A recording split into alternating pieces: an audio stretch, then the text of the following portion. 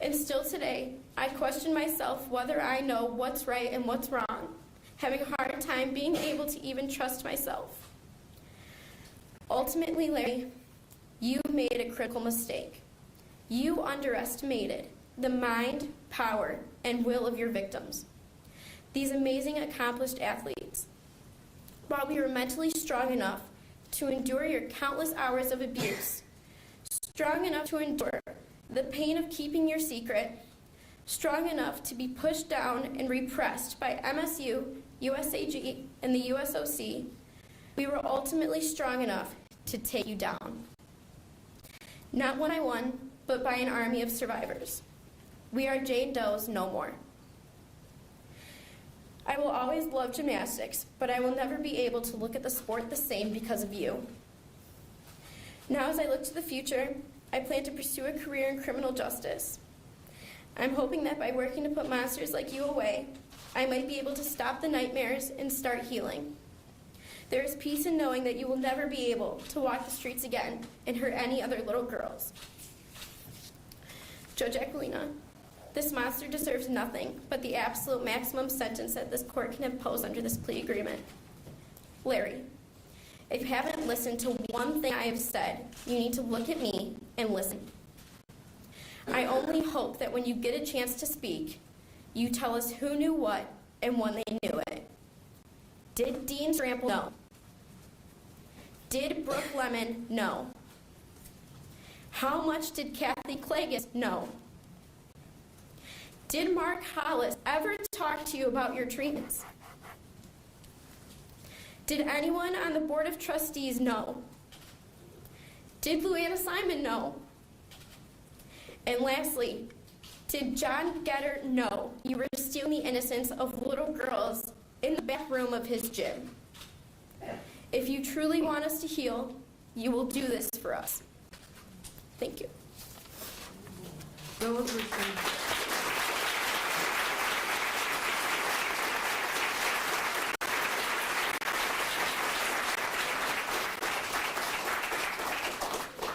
Those were some big, strong words, and I hope you're not nauseous anymore because you just vomited all, your words all over here.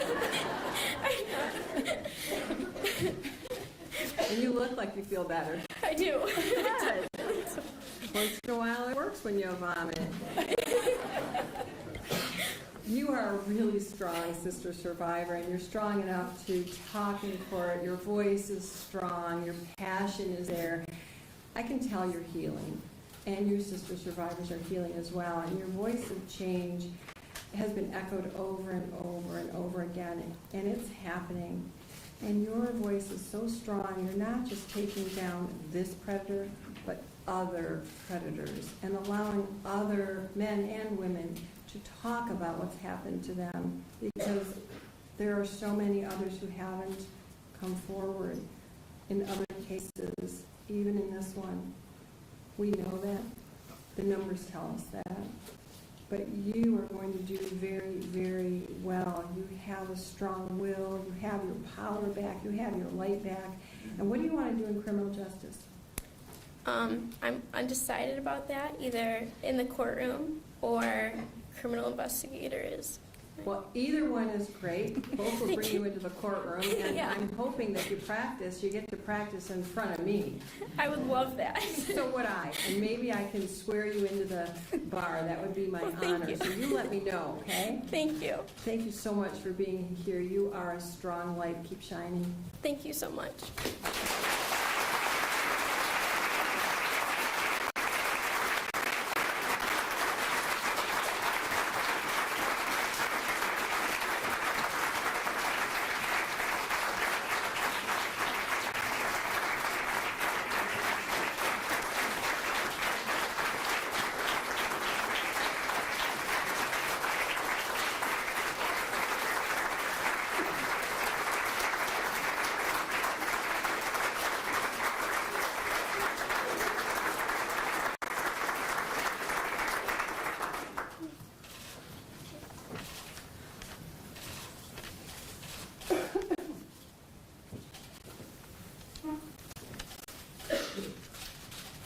Actually, can I ask you one more question?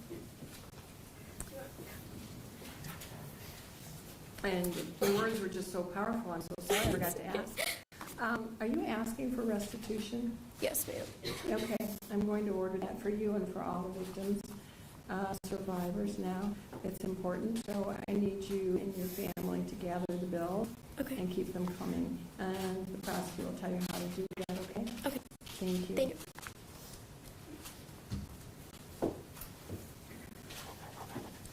Next. Here we are on our final victim impact statement. I want to tell the court, when I met this woman about a year ago in my office in Detroit, I knew after meeting her that we would be here at some point. I didn't expect it would be a plea. I thought it might be a long, arduous trial.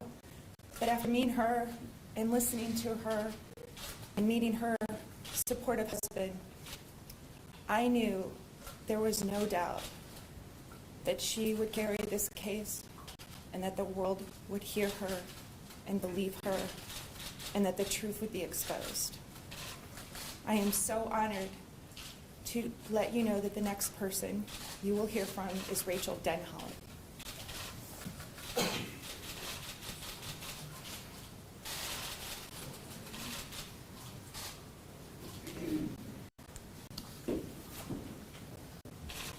Thank you so much for being here. Please state and spell your name for the record. Rachel Denhollander, RACHAEL-DENHOLLANDER. All right, you're a little soft-spoken. I know Yes, ma'am. you've got a tiger of a voice in there. So,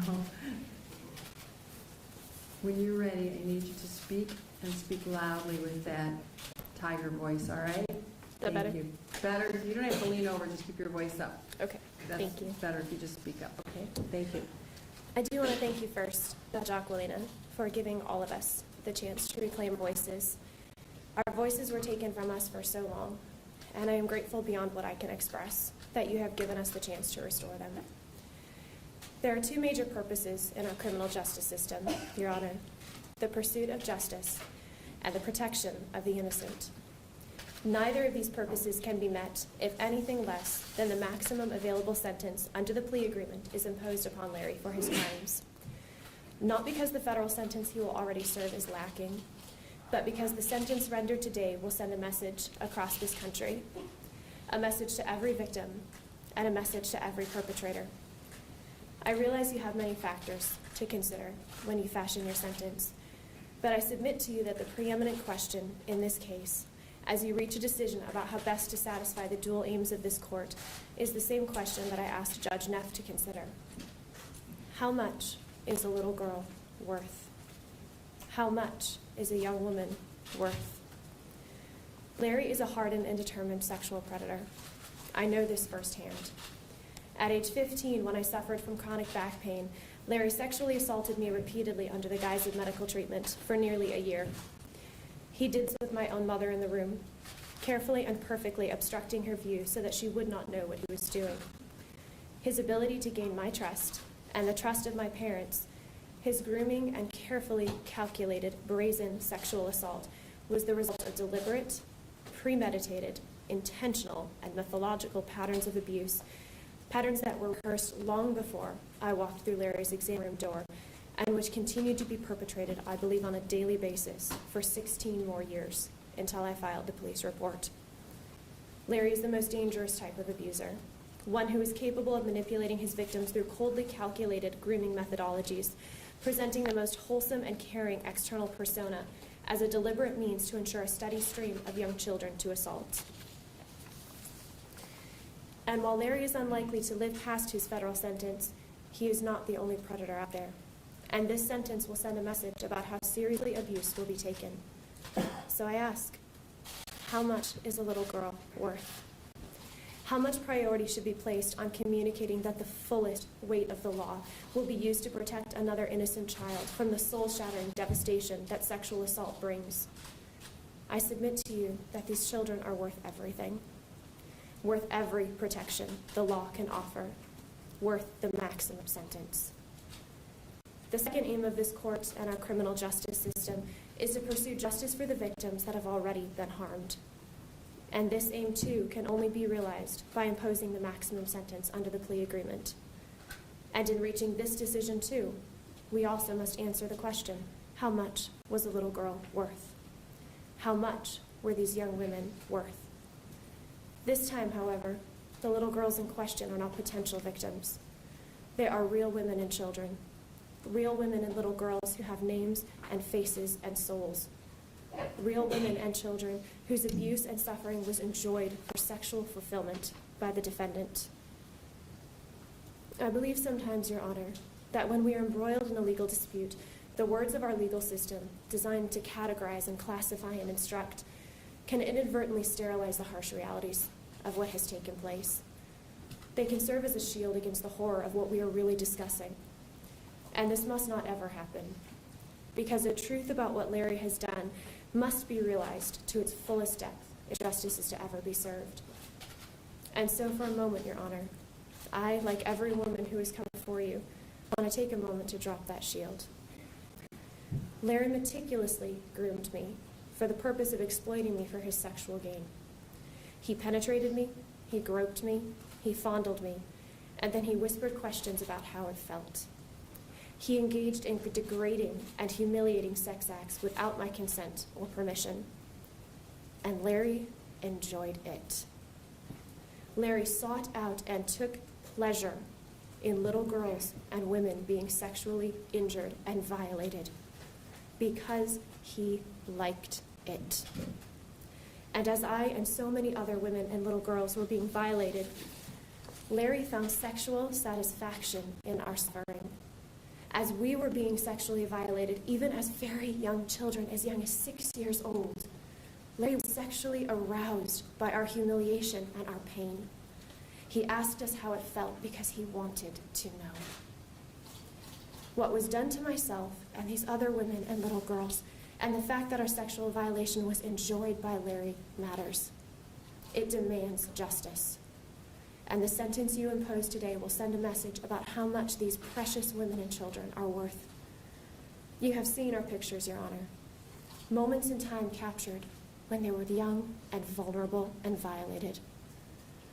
I think of the young girl that I was, and the little girls and young women all of these survivors were every day. I feel like I see them in the faces of my two precious daughters.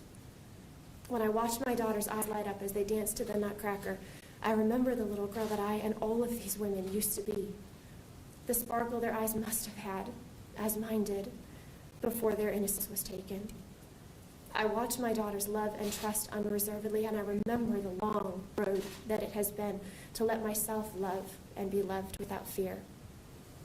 I think of the scars that still remain for all of us.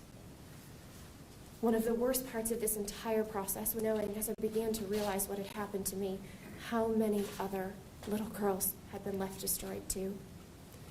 I was barely 15 when Larry began to abuse me, and as I lay on the table each time and tried to reconcile what was happening with the man Larry was held out to be, there were three things I was very sure of. First, it was clear to me this was something Larry did regularly. Second, because this was something Larry did regularly, it was impossible that at least some women and girls had not described what was going on to officials at MSU and USAG. I was confident of this. And third, I was confident that because people at MSU and USAG had to be aware of what Larry was doing and had not stopped him, there could surely be no question about the legitimacy of his treatment. This must be medical treatment. The problem must be me. And because I had friends who were physical therapists who actually practiced legitimate internal pelvic floor techniques, I also knew at 15 that to practice this, you must have specialized training and certification. Surely anyone who had heard that Larry was penetrating little girls would have demanded to know where he got his training. And if there was any question, he would have never been allowed near me. And so I lay still. And on the first 2 points, I was right. It was something he did often. And others had described Larry's treatment before. In fact, though I didn't know it at the time, 4 girls and women had described in detail to 3 different athletic departments at MSU what he was doing and his penetration and their belief that they had been sexually assaulted. It was reported to Kathy Kalages, MSU's head gymnastics coach, to a track coach, and to multiple athletic trainers and supervisors years before I walked into Larry's door. But I was wrong in my third belief. I was wrong that surely if someone had been made aware of what Larry was doing, they would report it and ensure it was legitimate before ever allowing him near another child. I did not know when I was 15 that in 1997, 3 years before I walked into Larry's exam room, that MSU's head gymnastics coach, Kathy Kalages, had waived a report form in front of Larissa Boyce after being told by 2 separate gymnasts of what Larry was doing, and told Larissa there would be consequences for her if she reported. I did not know that Tiffany Thomas Lopez had reported the penetration and sexual assault to athletic trainer Destiny Teachner-Hawk and to other athletic trainers and supervisors 2 years before I walked into Larry's door. I did not know that Christy Achenbach had reported the penetration and sexual assault to her track coach and her athletic trainers and had also been silenced a full year before I walked into Larry's door. I did not know that Jennifer Bedford had also reported to Destiny Teachner-Hawk and asked if she could file a report that Larry's treatment made her feel uncomfortable, and that she had also been silenced.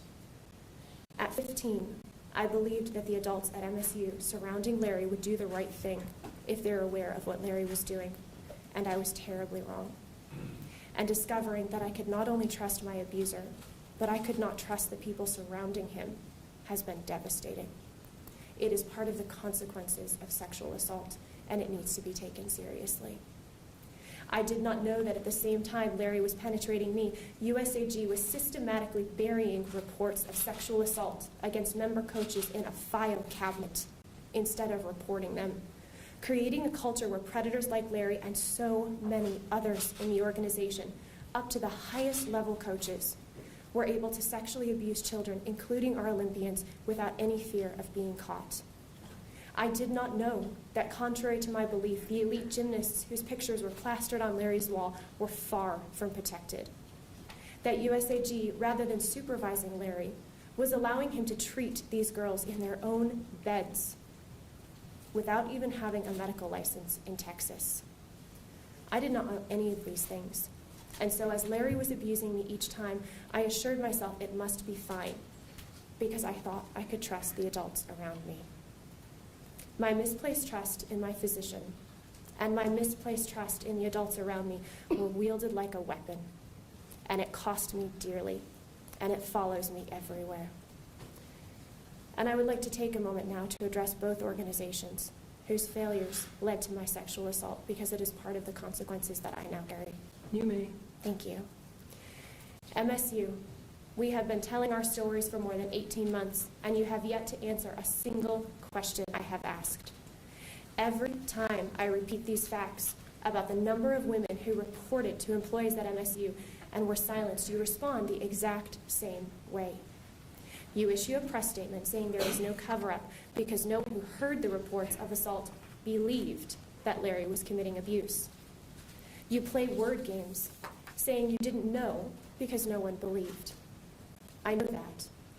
And the reason everyone who heard about Larry's abuse did not believe it is because they did not listen. They did not listen in 1997 or 1998 or 1999 or 2000 or 2004 or 2014. No one knew, according to your definition of know, because no one handled the reports of abuse properly. Victims were silenced, intimidated, repeatedly told it was medical treatment, and even forced to go back for continued sexual assault. You have stated in the motion to dismiss our civil suit, that ironically is being heard right now in court as I am speaking, that the reports that were given in 1997, 98, 99, and 2000 to track coaches, head gymnastics coaches, and athletic trainers and supervisors don't, quote, count as notice because these teenagers didn't report it to the right official. The 14-year-old didn't go to the right person. You have stated that no reports of sexual assault count as notice unless it is reported to a person who is capable of firing the alleged perpetrator.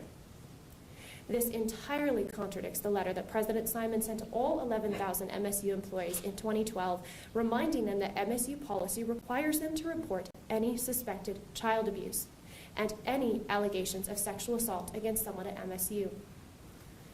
So MSU, which is it?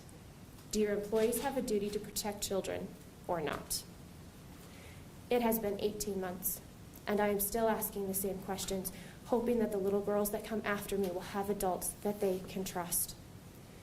And I've been getting the same answer for a year. And so I am asking point blank again.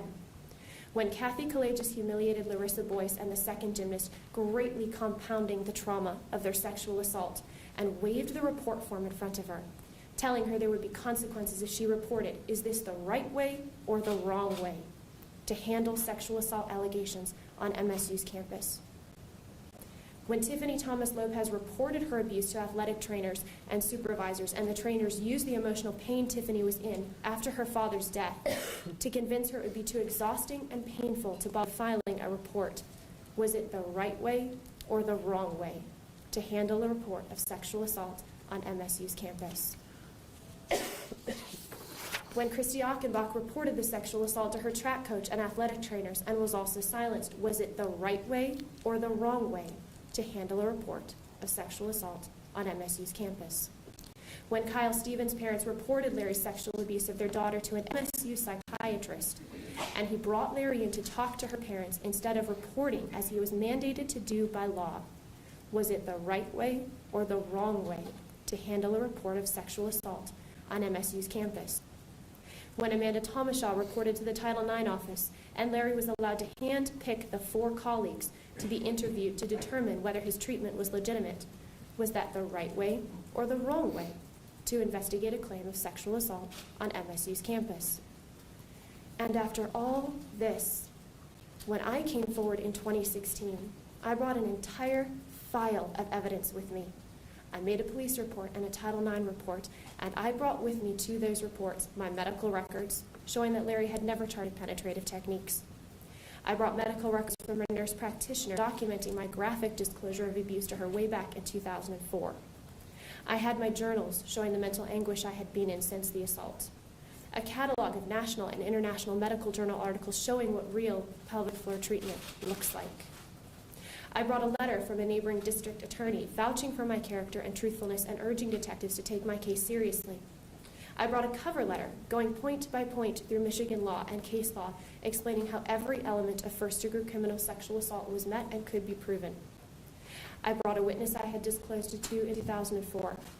I brought evidence of 2 more women unconnected to me who were also claiming sexual assault. And I had the names of 3 pelvic floor experts willing to speak on my behalf. And the MSU PD handled it beautifully. But MSU officials were a different story. Because the response of Dean William Strample was to send an email to Larry that day and tell him, quote, "Good luck, I am on your side." And when my video testimony to the Indy Star came out, graphically describing the abuse that Larry perpetrated, disclosing horrific details to the world that no one was ever supposed to know, that I had never told anyone, even my own husband, until that point, Dean Strample forwarded that video testimony to the MSU provost, and he mocked it. He called it the cherry on the cake of his day. President Simon and Board of Trustees, is this the right way to handle disclosures of abuse on MSU's campus? When Brooke Lemon, one of the doctors Larry was allowed to handpick to clear himself in 2014, was interviewed for my investigation, she said I hadn't really been penetrated. I only thought I had because, quote, "When I am a 15-year-old girl, I think everything between my legs is my vagina." I only thought Larry had put his fingers in me for up to 40 minutes at a time for a full year. I was just confused. Sounds eerily familiar to what Amanda Thomashaw was told in 2014, that she, quote, "didn't understand the nuanced differences between sexual assault and a medical exam." It sounds eerily familiar to what every single woman was told all the way back to 1997. We were all wrong. we were all just confused. Board of Trustees, is this the right way to handle disclosures of sexual assault on MSU's campus? And if that were not bad enough, when I finally joined the civil suit 5 months later, after waiting for almost half a year for MSU to do the right thing, the vice president of the Board of Trustees, Joel Ferguson, went on television and gave a press interview in which he claimed those of us who had filed civil suit were ambulance chasers who were looking for a payday. In fact, I know that at least one other high-ranking MSU official has specifically called me out by name and said I am in it for the money. This has never been contradicted, retracted, or refuted. At MSU, you need to realize that you are greatly compounding the damage done to these abuse victims by the way you are responding. This, what it took to get here, what we had to go through for our voices to be heard because of the responses of the adults in authority, has greatly compounded the damage we suffer, and it matters. We have waited 18 months to be told no. This is not how we handle this on MSU's campus. But instead, everyone has doubled down on the claim that nothing was done wrong. And the only conclusion that can be reached is that no one truly sees anything wrong with any of this. And that is terrifying. And it leaves me terrified for the little girls of the future, who we are here to protect. And because of this willful ignorance, victim silencing, and mishandling of sexual assault reports against Larry in 97, 98, and 99, I walked through Larry's door in 2000 and never walked out the same. Not long after I stopped seeing Larry, I transitioned from athlete to coach. And every day that I nurtured those baby gymnasts, I wondered if any of them would find their way into his exam room. When one of my little girls was finally referred to him, I took a chance and I spoke up. And I was kindly cautioned for my own sake to remain silent. My little baby gymnast was sent to Larry before I even knew a decision had been made to do so. Her family moved away almost immediately thereafter, and I wept for that little girl, and I prayed to God that she was under the age range that Larry preferred. She was 7. But when I filed my police report, Kyle Stevens came forward, and she was 6, a year younger than my little girl. And I cried in my kitchen, and I don't know yet if that little girl walked out the same that she walked in. I transitioned from coaching to working in public policy, and I fought fear every time I had to commute or work in close quarters with my male colleagues. I dreaded working on current events or legislation that involved sexual assault because I knew the memories that would come with it. I still watched gymnastics, but I looked away whenever the camera panned to the sidelines in case Larry would be there. I wondered almost daily if there was any chance that my voice would ever be heard. I began law school when I was 19, and I wrapped up in blankets every time I studied torts or crimes related to sexual assault, and I hoped my face wouldn't betray me in classroom discussions. And I researched internal pelvic floor procedures, and I tried to find out what had happened to me, and I watched for any sign that I would ever be believed. I met my future husband, and I told him what I never wanted to tell anyone, and I wondered if he would walk away, and he didn't. But I couldn't even hold his hand or look up at him because closeness wasn't safe, and trust wasn't safe. We got married, and my 25th birthday came and went, and I sat up for nights before, believing my ability to file a police report would end on that birthday. I didn't know the statute of limitations had been lifted. I woke up the morning I turned 25, and instead of being able to feel joy at a milestone, I felt only hopelessness and grief, because I thought my chance to stop this man was over. I thought daily about all the little women and girls walking into his office, and I wondered if it would ever end.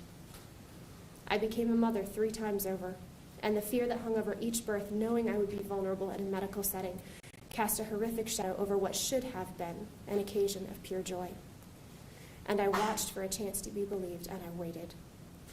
I held my firstborn, and then my 2 daughters, and each time I did, Larry, I remembered the day you brought Caroline into your office so that I could hold her. You knew how much I loved children, and you used your own daughter to manipulate me. And every time I held my babies, I prayed to God you would leave your abuse in the exam room and not take it home to the little girl born with black hair just like her daddy. And then the Indy Star story came out about the rampant cover-up of sexual abuse at USAG, and I knew this was the chance. And I wrote them immediately. But because of what Larry did, the cost to making it end has been incredibly high. And the effects of Larry's abuse has been redoubled in the effort that it took to stop him. Choosing to live those moments over and over, daily releasing every shred of privacy I had, living with the reality that I not only didn't get to choose what you did, but now I didn't get to choose who knew about it. Even my status as a sexual assault victim has impacted, or did impact, my ability to advocate for sexual assault victims, because once it became known that I too had experienced sexual assault, people close to me used it as an excuse to brush off my concerns when I advocated for others who had been abused, saying I was just obsessed because of what I had gone through, that I was imposing my own experience upon other institutions who had massive failures, and much worse. My advocacy for sexual assault victims, something I cherished, cost me my church and our closest friends 3 weeks before I filed my police report. I was left alone and isolated. And far worse, it was impacted because when I came out, my sexual assault was wielded like a weapon against me, often by those who should have been the first to support and help.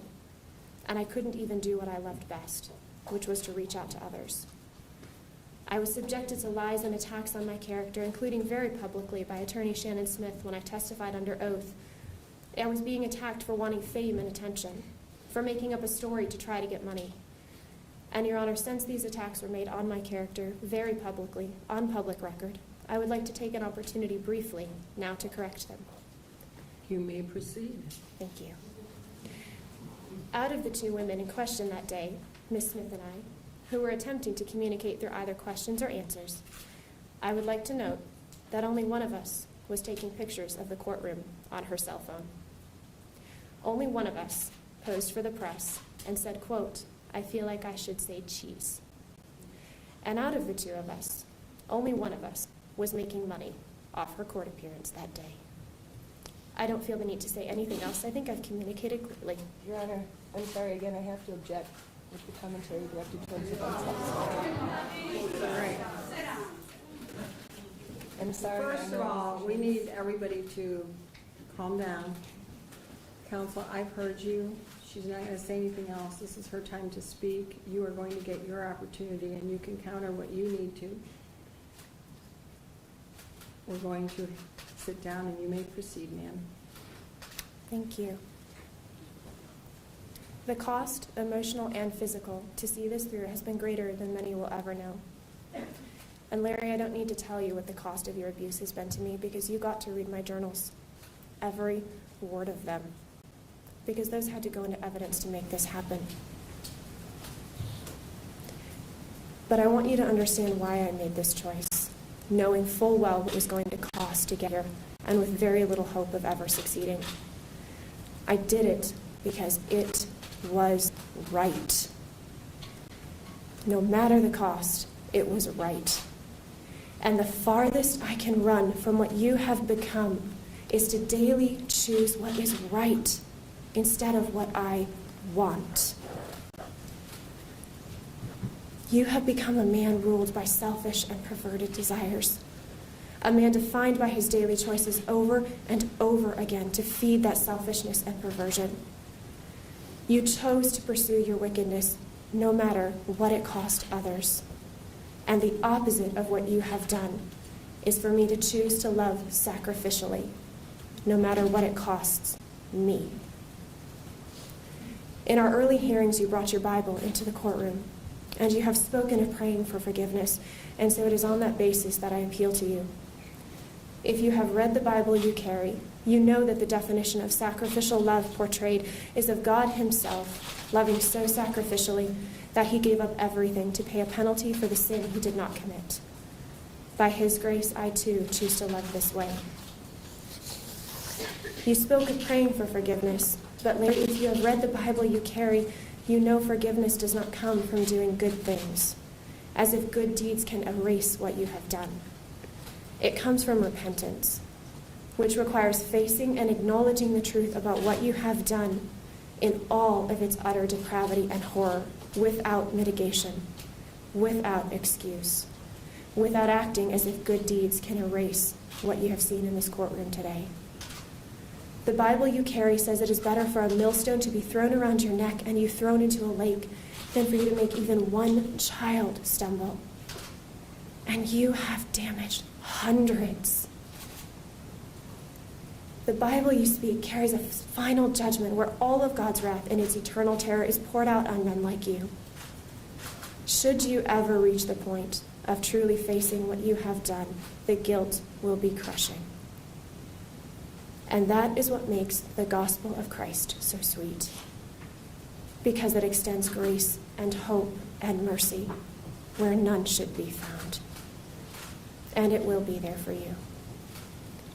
I pray you experience the soul-crushing weight of guilt so that you may someday experience true repentance and true forgiveness from God, which you need far more than forgiveness from me, though I extend that to you as well. Throughout this process, I have clung to a quote by C.S. Lewis where he says, "My argument against God was that the universe seemed so cruel and unjust. But how had I got this idea of unjust and just? A man does not call a line crooked unless he first has some idea of straight. What was I comparing the universe to when I called it unjust? Larry, I can call what you did evil and wicked because it was. And I know it was evil and wicked because the straight line exists. The straight line is not measured based on your perception or anyone else's perception. And this means I can speak the truth about my abuse without minimization or mitigation, and I can call it evil because I know what goodness is. And this is why I pity you. Because when a person loses the ability to define good and evil, when they cannot define evil, they can no longer define and enjoy what is truly good.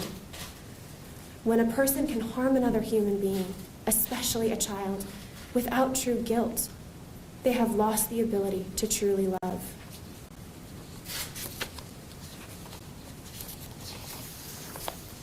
Larry, you have shut yourself off from every truly beautiful and good thing in this world that could have and should have brought you joy and fulfillment.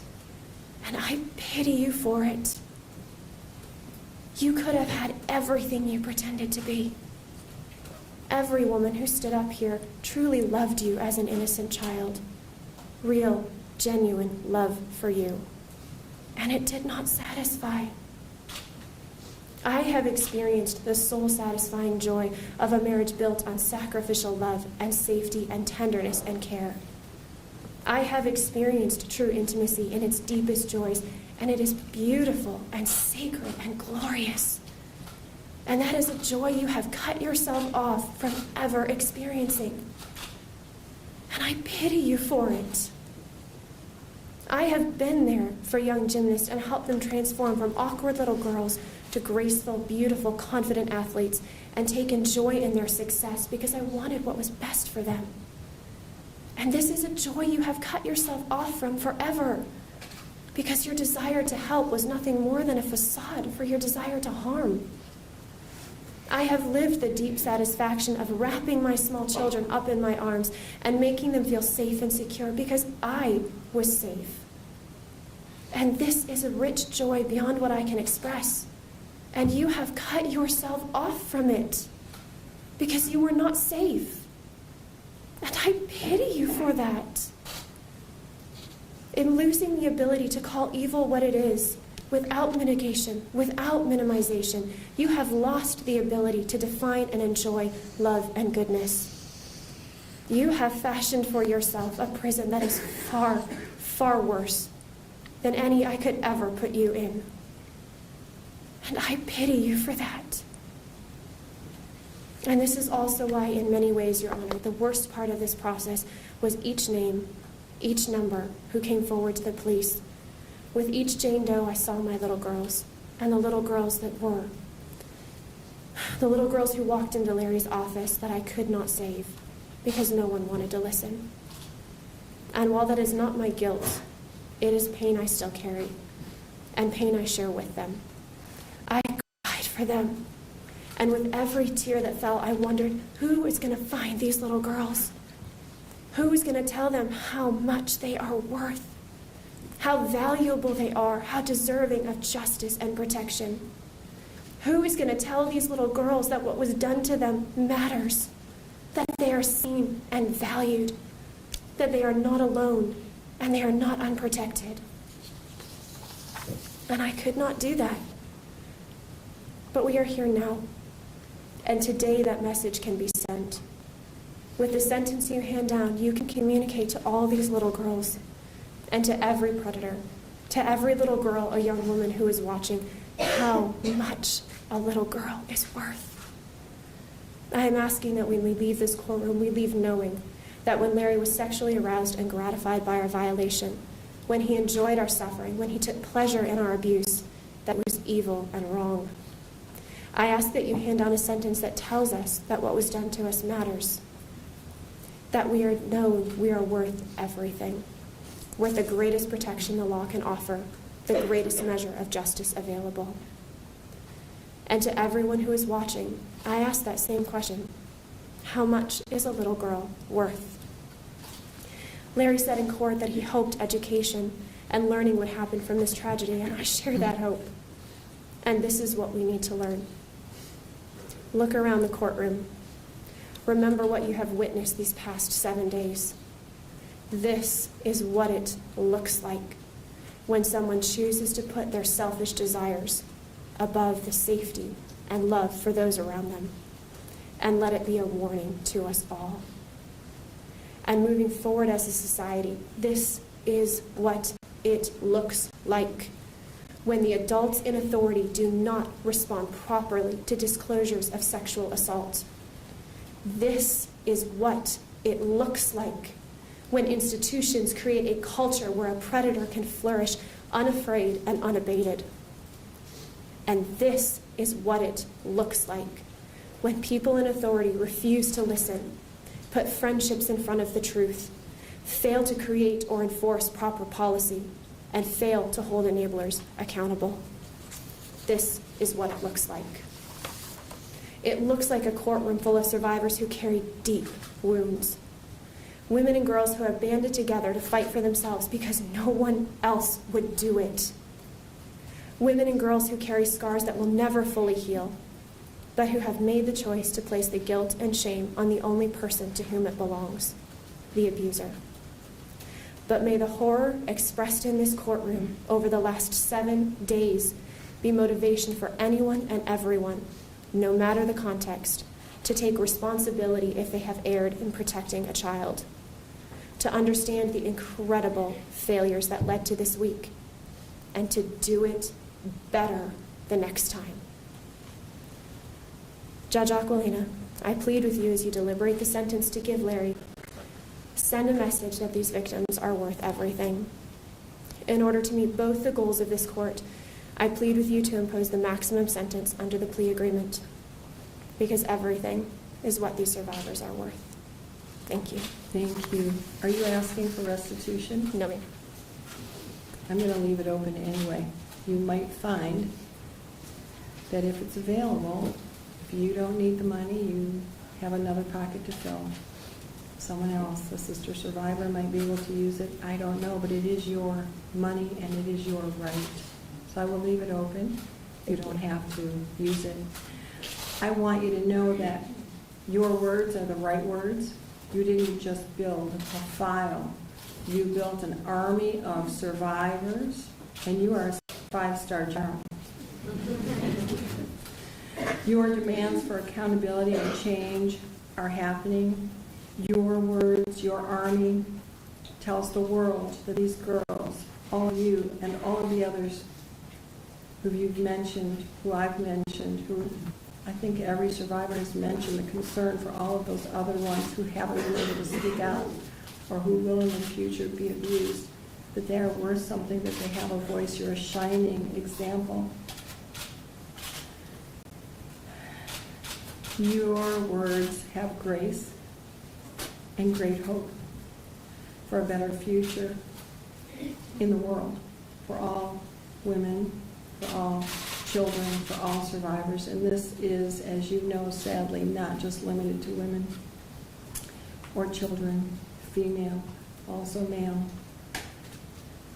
You're in control now, and I think you also know that sexual assault is about control. I don't even know if he knew what he was enjoying, because it was about controlling all of you.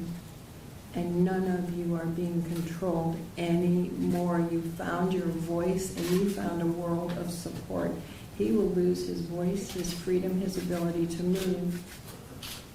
How much is a little girl worth? It's sad that if I answered that question, I'd have to violate the law, and I won't. I appreciate that. I think you all in the Me Too movement need to put lines above that. I have a name. I have a voice. I matter. And why? Because all of you have come forward as sister survivors. But why more than that? Because you started the tidal wave. You made all of this happen. You made all of these voices matter. You're sister survivors, and I thank you. You are the bravest person I have ever had in my courtroom. Thank you. Thank you.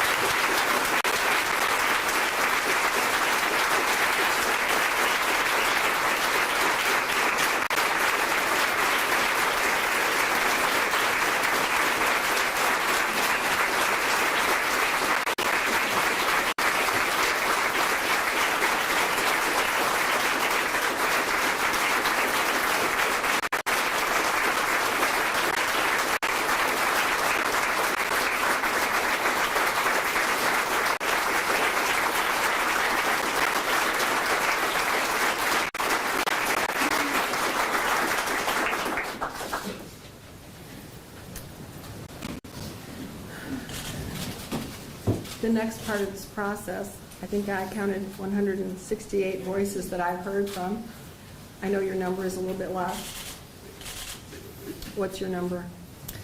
I have 156 survivors that you've heard from. Okay, and does this now conclude everyone? This concludes, yes, live and read on behalf of victim impact statements, yes. Okay, how we will proceed next is we have to make a correction on the number of jail days in the pre-sentence investigation report. The people have their opportunity to speak, then defense counsel, then defendant if he chooses, and then I will speak and sentence. Before all of that happens, we are going to take 15 minutes, unless you'd like to speak now, but I think it's better after the break. I would like the break, thank you. I thought so. Thank you. All right.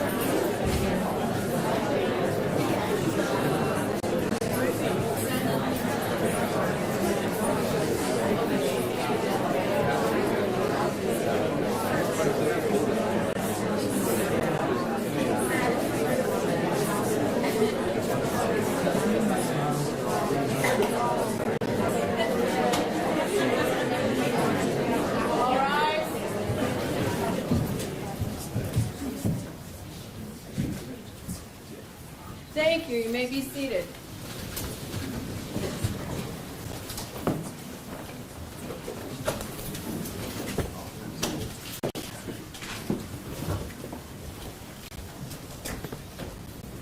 At this time, we're back on the record. At this time, council, we need to update the pre-sentence investigation report. I spoke with you in chambers and I made the following changes. I don't think there's an objection to it, but on the cover page of the pre-sentence investigation report, I changed counts 1, 2, 5, 8, 10 and 18 to 369 days credit, and count 24 to 370 days credit. Is that correct? That is correct. I've also changed that on the second page, and I've also changed those days in the basic information sheet.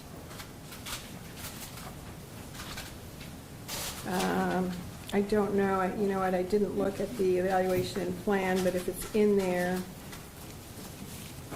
I will change that as well. Oh, yes, it is.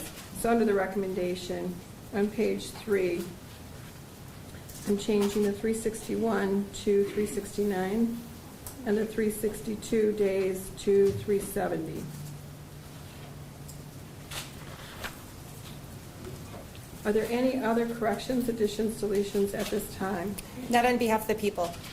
Not on behalf of defense counsel, Your Honor, but I do have a little housekeeping matter. The last individual that, do I need to come up there? Probably yes. Okay. The last individual that spoke referenced my client's daughter by name. I'm just going to ask that the court seal that page of the transcript. I spoke with the Attorney General's office about that, and I don't think that they have a problem with We have doing no so. objection. Okay, again, as to any of these little blips we've had, not a surprise over so many pages of testimony in 7 days. I don't think there's a rule to strike it officially from it, the transcript, but we will seal that page That or would be- that word, or maybe we can talk to Ms. Hamlin about putting that name or the full name in the other situations, that single name, on one single sheet so nothing else is lost from the transcript. I don't know. There might be ways to do it to get around the rules. We'll figure that out so we maintain the structure of the transcript without violating any rules and protect those we need to. Is that acceptable? Yes, Your Honor, thank you. Yes, thank you. Okay. At this time, then, on behalf of the people, what would you like me to know? Before I begin, I do want to put on the record that obviously you've heard from 156 victims, or we have read their statement.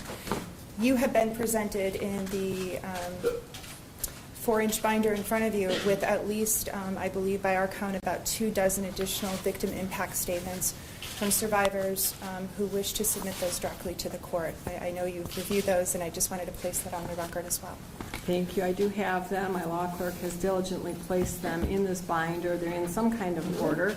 And I also will be adding to that for my vertical, my own notes of what I've highlighted. And of course, Ms. Hamlin has the record.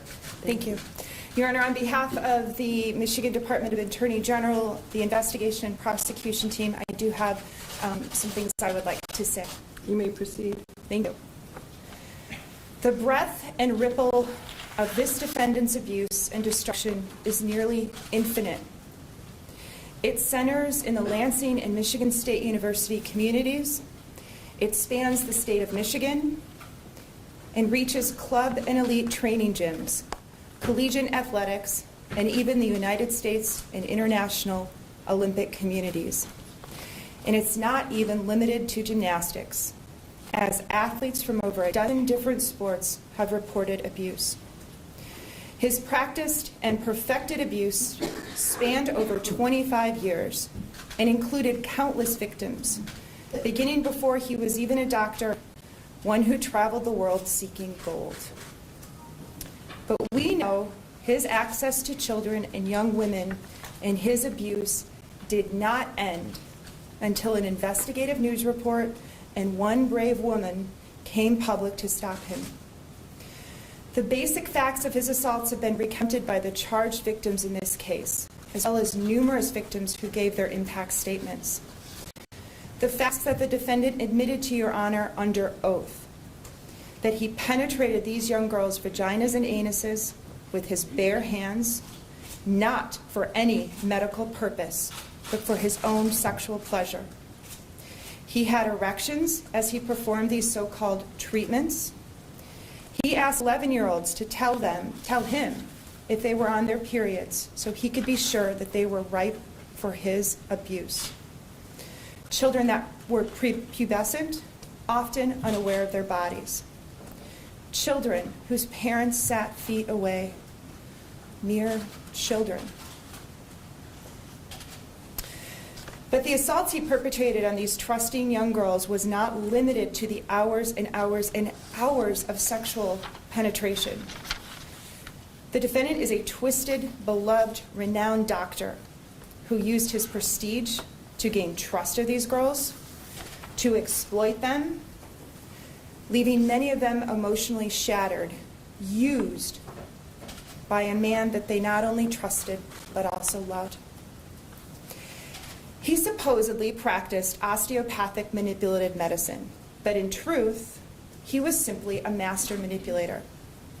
He manipulated victims and parents. He manipulated his community through the press and social media early in this case. He tried to manipulate the police department in his interviews. He tried to manipulate prior investigators. He even tried to manipulate Your Honor and this court through his pathetic letter, all while knowing the truth, that he did the things he was accused of doing.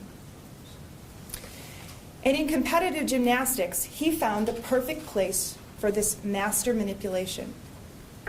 In gymnastics, young girls do what they're told. They hide their pain, they hide their injuries. These young girls are bared all of it. Their bodies were constantly on display and under scrutiny. It takes some kind of sick perversion to not only assault a child, but to do so with her parent in the room. To do so while a lineup of eager young gymnasts waited at Twist Stars to see the gymnastics god Larry Nassar. It's a sick perversion when a defendant's close family friends were upstairs in his own home while he abused young Kyle Stevens, just 6 years old when it began. His own wife and children sat upstairs for years while he gave his basement treatments. To unnecessarily and without warning penetrate an unsuspecting minor for your own selfish sexual gains while her parent sat just feet away, unknowing, had to be part of the rush or the thrill for this defendant. The thrill that he might just get caught. But he was a master. He had developed a built-in defense. No coach should be in a shower with a boy. No priest has an excuse for any type of sexual touching. But Nasser perfected a built-in excuse in defense. He was a doctor, and a good one, so the world thought. And this makes up the other half of his scheme. The trust he could garner from being not only a doctor, a respected professional, but an Olympic doctor, one who treated these young girls, these young victims, heroes. He adorned his office with pictures of Olympians he treated, with the far-off places his supposed expertise took him. He brought back tokens for his precious victims, regalia from competitions around the world. And in doing so, he made each of his victims feel special. As Cassie Powell said, the defendant hid behind Olympic rings in Spartan green and white. For many of these girls, Nasser was not just a doctor, but a confidant, a role model, sometimes the only affirming male influence in their lives.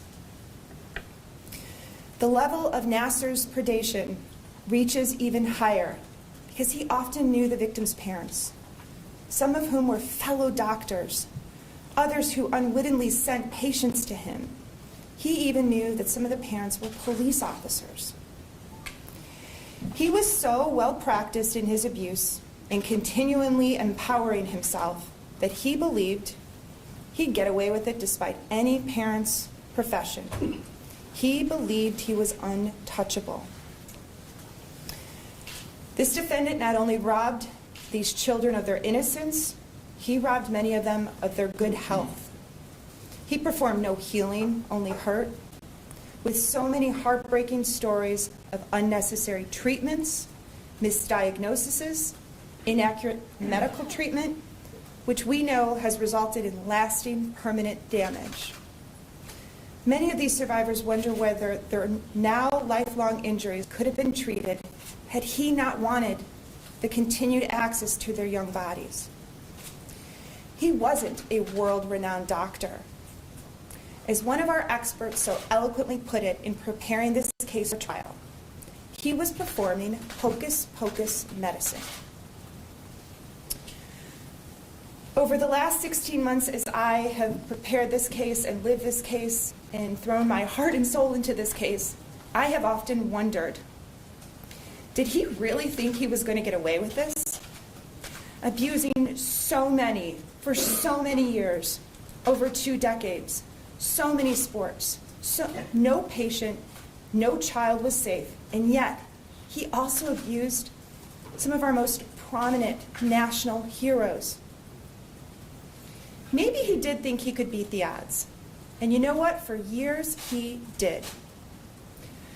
What that did, that beating of the odds, to Kyle Stevens, to Jessica Tomashow, to Madeline Jones, to Kaylee Lorenz, to Bailey Lorndon, to victims D and G and I, to Rachel Denhollander. History gave him guidance for the future. Every previous time there had been an allegation, nothing happened. His lies worked. This court heard from several women, some decades later, who were initially determined to be confused or to be liars. He was believed over these children: Larissa Boyce, Tiffany Thomas, Breanne Randall, Amanda Tomashow. Sometimes 4, 14, and 20 years have passed since those brave women told someone.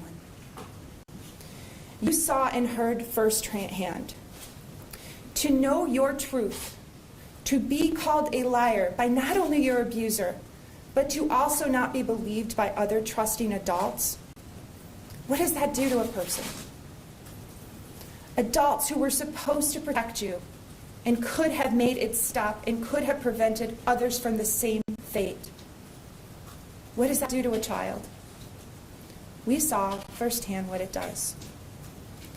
And with each time he got away, he was empowered to continue and perfect and abuse even more.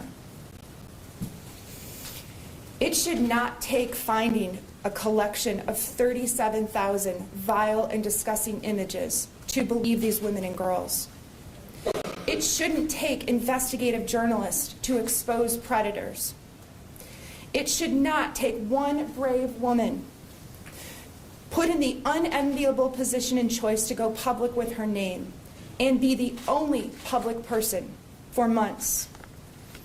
But thank God we have these journalists, and that they expose this truth, and that they continue to cover this story. Thank God Rachel Denhollander made that first contact with the reporter and decided to allow them to publish her name. How many times have we heard that without those stories and Rachel, victims would not have reported, they would not be here to speak this week to expose what truly happened all these years behind those doors and under that towel. We have all learned a few lessons from this case and these past 7 days of powerful testimony. As I reflect back an entire semester of a college class in sexual abuse, grooming behaviors, why victims delay, and predatory behavior has played out these past week and a half.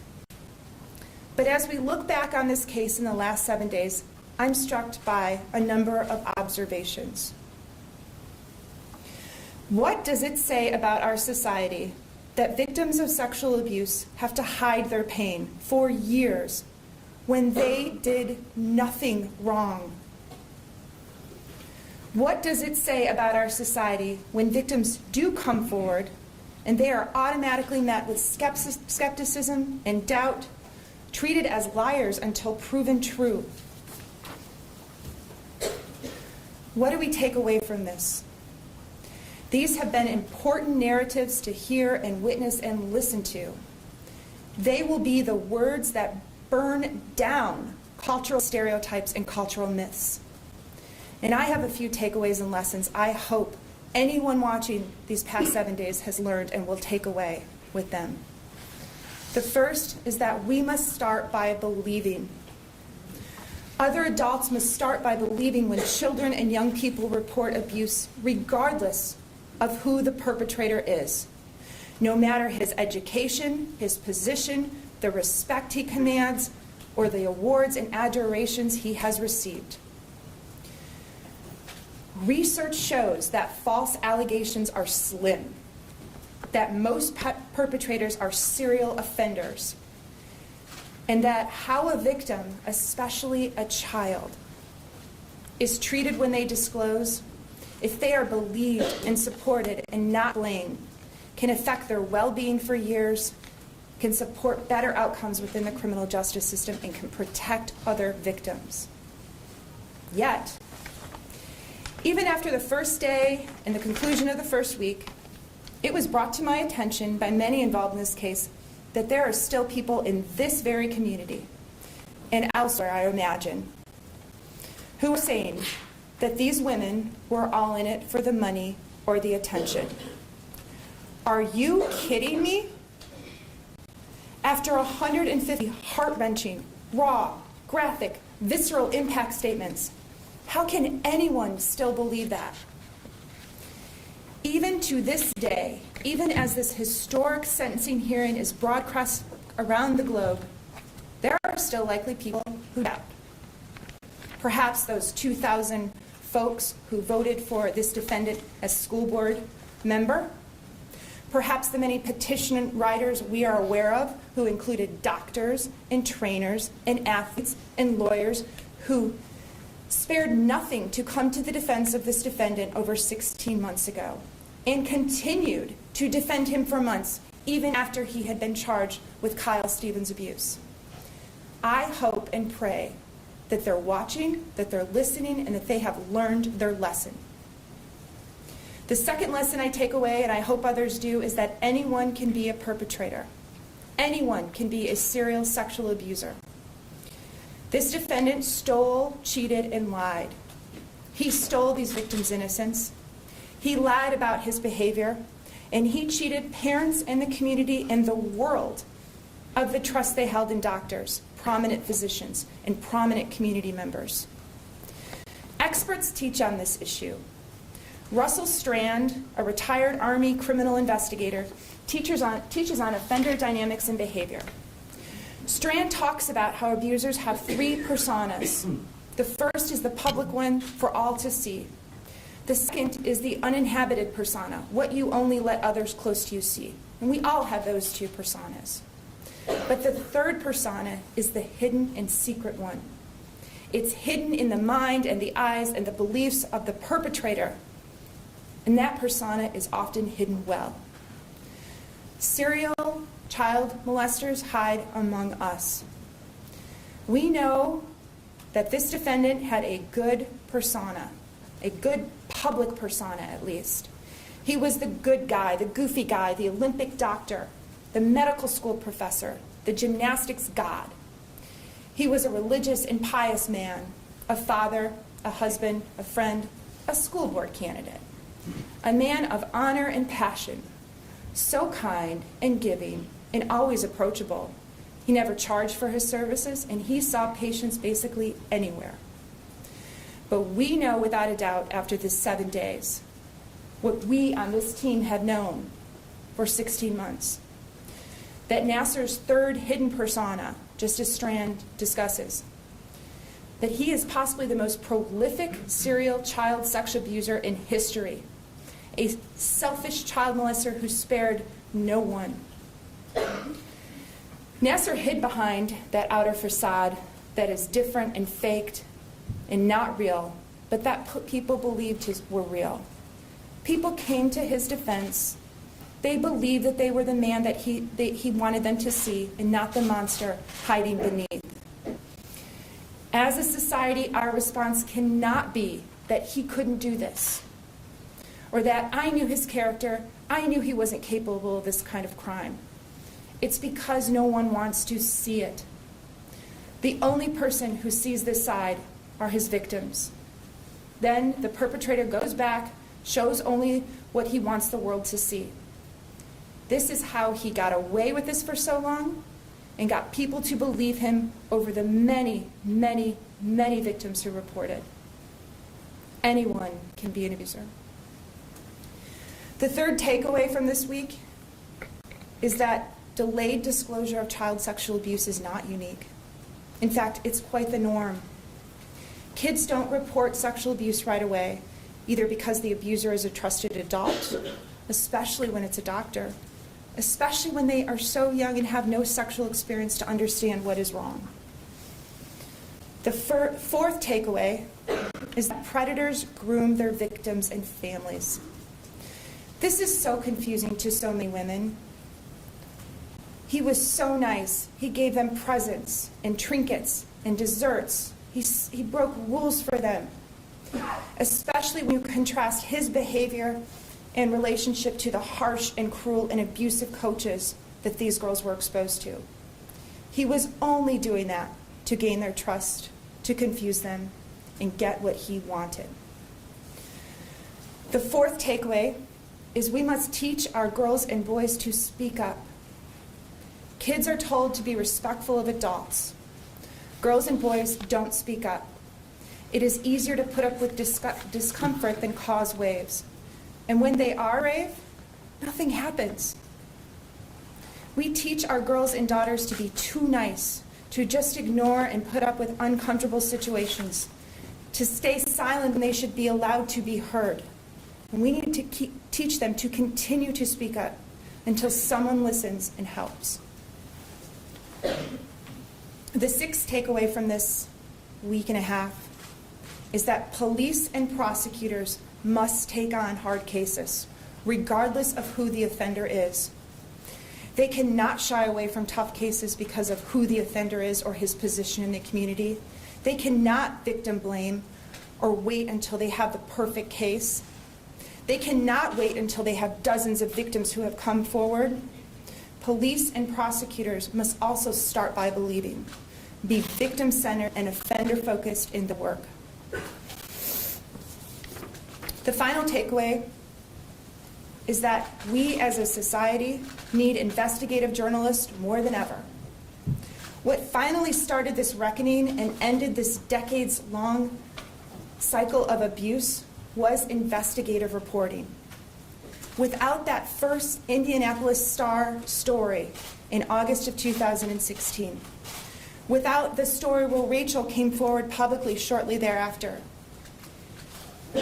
he would still be practicing medicine, treating athletes and abusing kids. Let that sink in for a minute. Right now, he would be at his office on Hagedorn and Hanna, not far from this courtroom, in the Michigan State University campus, abusing children, had it not been for the investigative reporters and Rachel who brought this case. We know federal law enforcement did not stop him, nor did trainers or coaches or deans or medical supervisors. Victim disclosures to adults didn't stop him. Reporters began the story, and excellent, victim-centered, offender-focused police and prosecutors grabbed the baton and brought us here today. I am proud of the work of the Michigan State University Police Department and our team at the Attorney General's office. There is no more supportive police chief in this country than Chief Jim Dunlap. And our victims and the public are incredibly lucky to have their case investigated by arguably the best sex crimes detective in the country and her team. Detective Lieutenant Andrea Munford is not only a smart, dedicated, hardworking investigator, but she is also empathetic and compassionate. Our victims are also lucky to have the full and unwavering support of the Michigan Attorney General, Bill Schuette, who from day one of taking on this case has supported this prosecution fully. Our team is so proud of these young women for speaking. So many have shared their story in name and face and they should feel no shame because they did nothing wrong. He did. It's worth remembering once again that it was one woman who came public first. And when she did, she was ridiculed. Folks rallied behind him. They tried to discredit her. They signed petitions in support of him. They believed him over her because of who he was purported to be. People continued to support him in this very community and believe him after we charged Kyle Stevens' case, after he faced multiple counts of criminal sexual conduct first against a minor. They chose to believe his lies over the words of a young woman who had nothing to gain by coming forward. Nothing. Some of his support wavered after he was charged with possessing tens of thousands of images of child pornography. Yet, still, there were people in power who had ideas he was framed and the images were planted, who was telling other victims this as they knew their truth. At the same time that these folks were supporting him and putting out those false narratives, these women and countless more you haven't met and who may be watching and reading knew their truth. They knew he had abused him, and they watched him continue to lie about committing that abuse. It has not been an easy process for these victims, especially Rachel, all alone publicly for many, many months. To be accused of being a Pied Piper of sorts in court and the press, to be accused of somehow planting this idea of victimhood in other women's minds. The gripping testimony these past 2 weeks have shown how absurd those arguments are. You have seen firsthand the effects this abuse has had on these women. That is tangible, physical evidence that this happened, that these women were abused, not bandwagon jumpers, not money grabbers, women and girls who were abused. For victims to realize years and decades later that they were in fact abused, sometimes hundreds of times, when they really thought they were receiving legitimate treatment, it shifts their equilibrium. It shatters their sense of the world, their sense of safety, their conception of trust. It has caused them to question what they believe and know, and that has lasting consequences.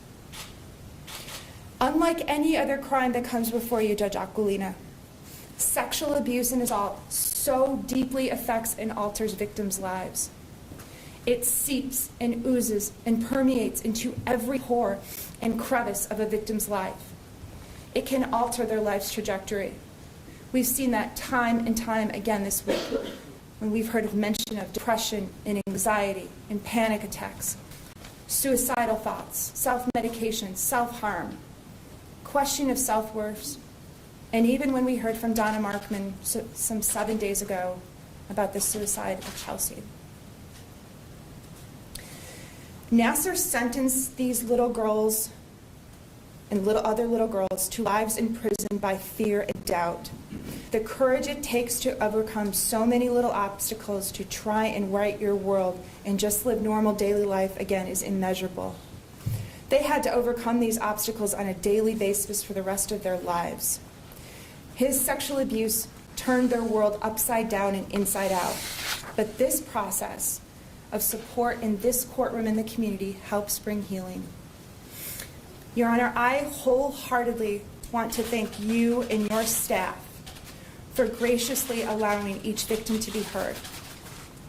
When we fashioned a sentence agreement allowing for reported victims to speak, which at that point was in the neighborhood of 120 victims, survivors, we wanted all to feel involved in this process and to have their voice heard.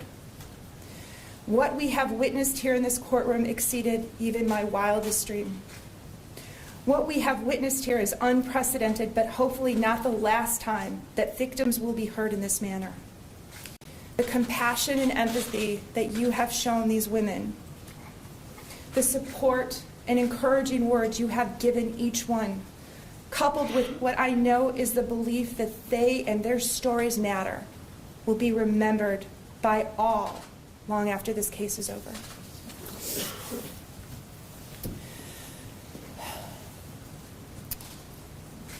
Over 150 women had courage to walk into this courtroom, most to be publicly identified and outed to the world as a Nasser victim for the first time, yet they had the grace and the courage to speak their truth and become survivors. To each survivor, thank you. Thank you for coming forward, for trusting us, for doing what is so hard and difficult, especially when you reported to the police, especially to those involved in our charging cases, and especially to those who have had to testify in court. On behalf of the entire Attorney General and Michigan State University Police Department team, we believe you and always have. We thank you. We are proud to stand up for and with you, and you are our heroes. We have seen the worst of humanity and the best in these past few days. The pain and destruction caused by evil, selfish takers like this defendant. But we have also seen how one voice can start a movement, how reckoning can deliver justice, how a community can support and empower and start healing. During these last 7 days on our screen, you have seen countless young, innocent faces. That was on purpose. Every day at this podium that I stand, you saw strong, brave, fierce survivors come here. But that's not who Larry Nassar saw. He was attracted and abused to those young girls in those pictures. But, Your Honor, what you did not see are the sweet, young, innocent faces of girls who have been spared a similar fate because these brave women all spoke up and, more importantly, never gave up. There is no doubt he would have continued to abuse unabated for the rest of his life. I tell these survivors to be proud of what you have accomplished because you are survivors. You have referenced the army of survivors that this proceeding and his abuse has created. This past weekend at women's marches around the country, signs with Kyle Stevens, quote, someone that the world did not even know was affiliated with this case some 5 days before. Those quotes were raised on signs. Little girls don't stay little forever. They turn into strong women who have come back to destroy your world. You heard from Jennifer Rood Bedford, and she concluded by saying, stand for truth, resolve for change, be committed. At this particular moment in history, this sentencing hearing will be viewed as a turning point in how our community, our state, our nation, our culture looks at sexual abuse. This courtroom in the Ingham County Circuit Court was where the shame that many survivors felt was exorcised from them and put where it belongs, right on him. When each survivor came forward and shared their name, told their truth, supported each other, that shift grew. The world has witnessed what happens when victims are treated with respect, dignity, empathy, compassion, and are truly supported by police, prosecutors, and the criminal justice system and courts. What is obvious is that a strong group of determined women can in fact change the world and will. The fact that the women led the investigation, the prosecution team, and that 3 female judges now sentenced Defendant Nasser is poetic justice. As I reflect on the last 7 days of the sentencing hearing, it became clear that each day more women and girls were empowered. It was evidenced by our growing number, people that were reaching out to us to come to speak their truth. These women and girls have transformed themselves before our very eyes. From victim to survivor to champion for justice and advocates for change. And all of this on the world outside will carry on. But I want to recenter you and this court and all involved back on the reason we're here. The sentencing of defendant Larry Nassar for his admitted conduct against numerous young girls. He sexually assaulted them. He did so under the guise of medical treatment, and he did so for his own sexual purpose and gratification. He carried out his plot through a decades-long process he honed and perfected, creating perfect conditions for his predatory behavior. Until these brave women brought it all down. Sentencing, Your Honor, must protect, punish, and deter. Through your sentence, I ask you to do all three. Judge Aquilina, I ask you to bring these victims the justice they so deserve.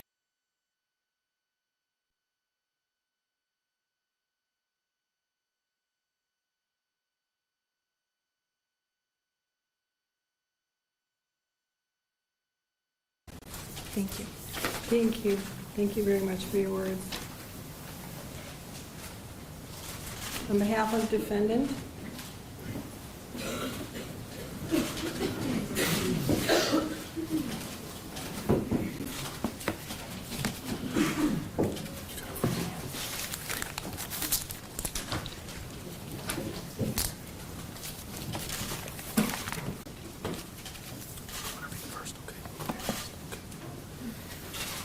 Your Honor, I prepared some remarks today. My client prepared some remarks that he's going to be reading to the court. But I want to start off on some remarks that I have not prepared. This court has provided a foundation for our country to watch our judicial system as it's happening and unfolding. We have a Constitution in place. We learn about the Constitution when we go to law school. Contrary to what the personal or the perception of Larry's legal team may be, we are all upholding the same document. He has an absolute right to a zealous advocacy. He's got an absolute right to a defense. He has an absolute right to be represented by counsel. And while some may disagree to the way that this case transpired, the conduct of counsel, this is what our Constitution permits. And I can tell you and anybody else listening that unequivocally I would be standing next to this man for every trial that he would hold, every sentencing that he would have, because that's what our Constitution requires. This is not about us. This is not about Larry. This is not about his legal team. This is about the victims that were before the court for the last 7 days. But I will tell you, the anger and hatred that they expounded on the court is something that Larry saw, we all saw, and we all heard. As we sat in the court this morning, we received an email from somebody who was anonymous that wished death upon our kids for standing next to the man and upholding a Constitution, a document and an oath that we took when we all went to law school, whether you're a judge, a defense lawyer, or work for the government. We are doing our jobs. You are doing your job, and the government is doing their job. I would stand by the counsel that we have representing Dr. Nasser, and I would represent Larry again. Now, people ask us all the time if Larry's sorry for what he has done, and others ask what Larry is like, while some comment on how he's changed. I'll tell you that Larry is sorry for what he's done, but we realize that these words are completely inconsequential to those that are listening and fall woefully short of an adequate apology to fully address what has transpired. As adults, we understand there are consequences for our actions. Larry's actions have led to an unquantifiable amount of pain. As adults, we should be the only ones who feel pain for our own actions. Sadly, one of the many tragedies in this case is the pain that was articulated these past 7 days is not residing with Larry, but instead, and more significantly, it is felt by the 100+ women who have addressed him in court.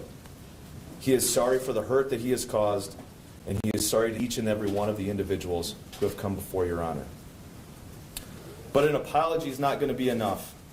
Sometimes individuals can take solace that a small portion of the pain that someone has inflicted on others can be seen in their own appearance and personality. Although it pales in comparison to to what we heard these past few days, Larry's soul is broken. He is the shell of a person that we all first met. He is reserved and soft-spoken. His tears are more frequent, and our conversations are more somber. As you all know, we sat with Larry these last few days and saw what he saw. He saw the pain, hurt, and anger on your faces. Your words will stay with him and leave an indelible mark on his soul for the remainder of his life. He realizes that what he is feeling is nothing compared to the pain and hurt all of his victims are feeling and were discussed in this courtroom today.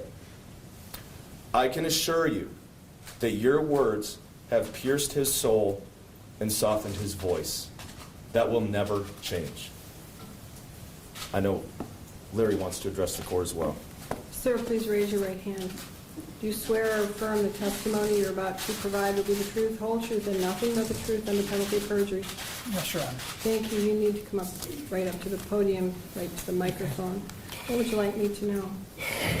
It's just a short statement. Your words these past several days, your words, have had a significant emotional effect on myself and is shaking to my core. I also recognize that what I am feeling pales in comparison to the pain, trauma, and emotional destruction that all of you are feeling. There are no words that can describe the depth and breadth of how sorry I am for what has occurred. An acceptable apology. Sir, you need to stay at the microphone or they can't hear you. An acceptable apology to all of you is impossible to write and convey. I will carry your words with me for the rest of my days.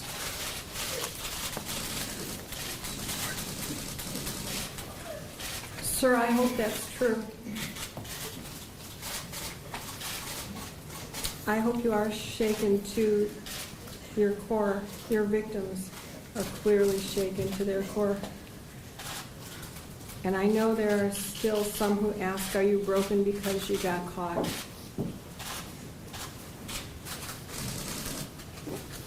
First, let me address counsel. I agree with your words in regard to no one should blame defense counsel, and vigilante crime is not tolerated. So I hope that no one will do anything untoward against counsel, their children, their families, their firms, their cars, whatever it is. That is crime. Crime plus crime solves absolutely nothing. Please respect their job.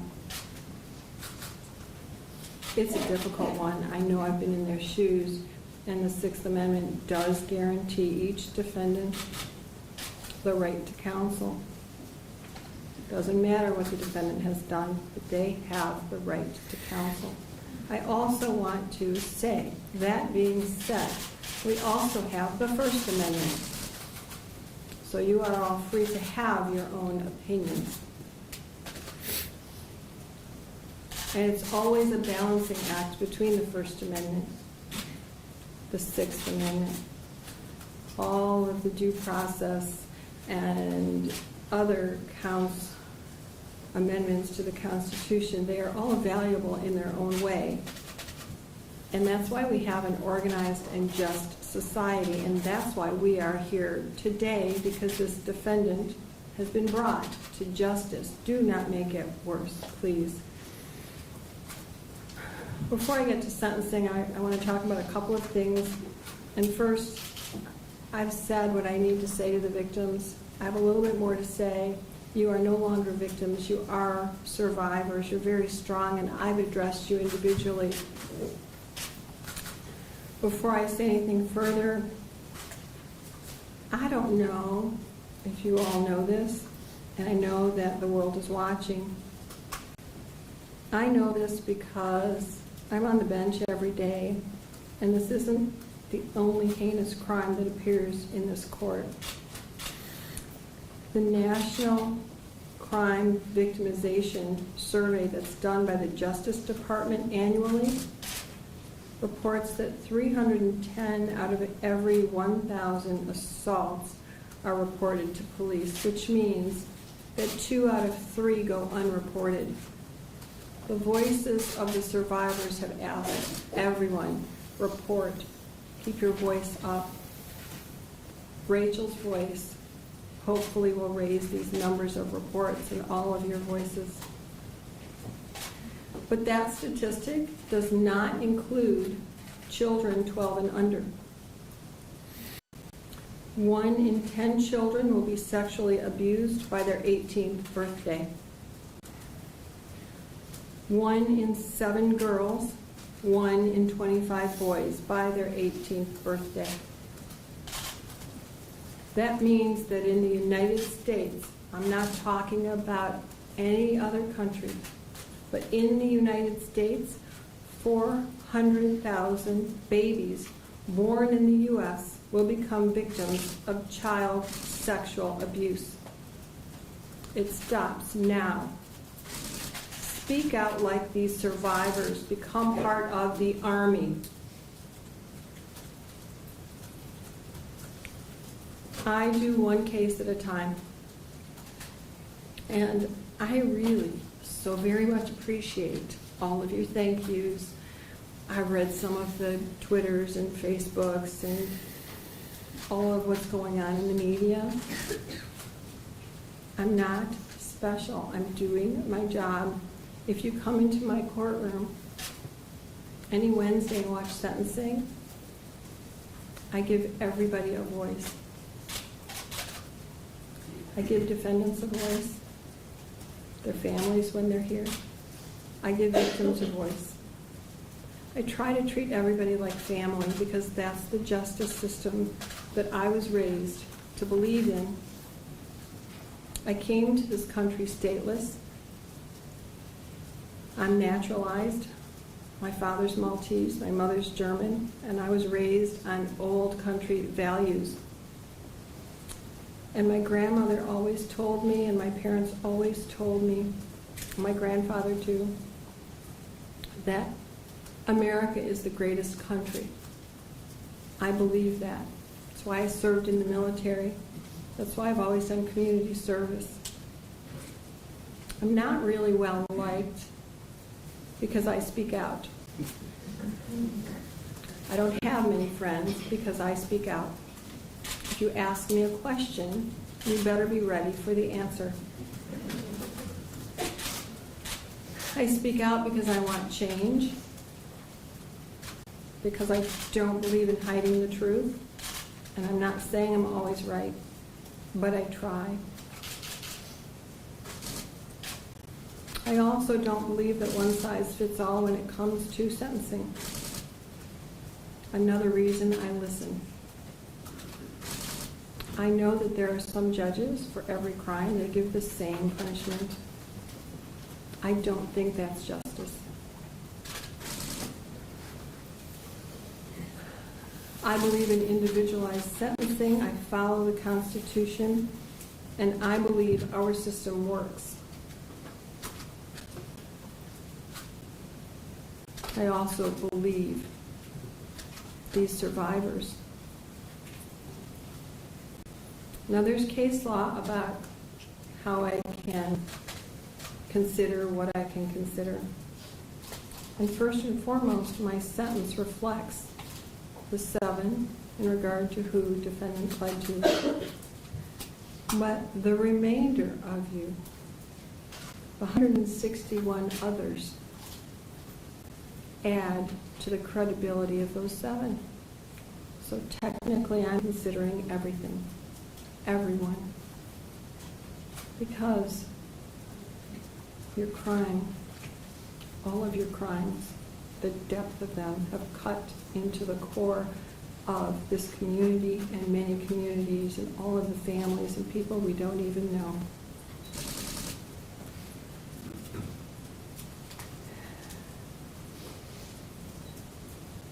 And sir, the media has asked me to release your letter. I'm not going to do that.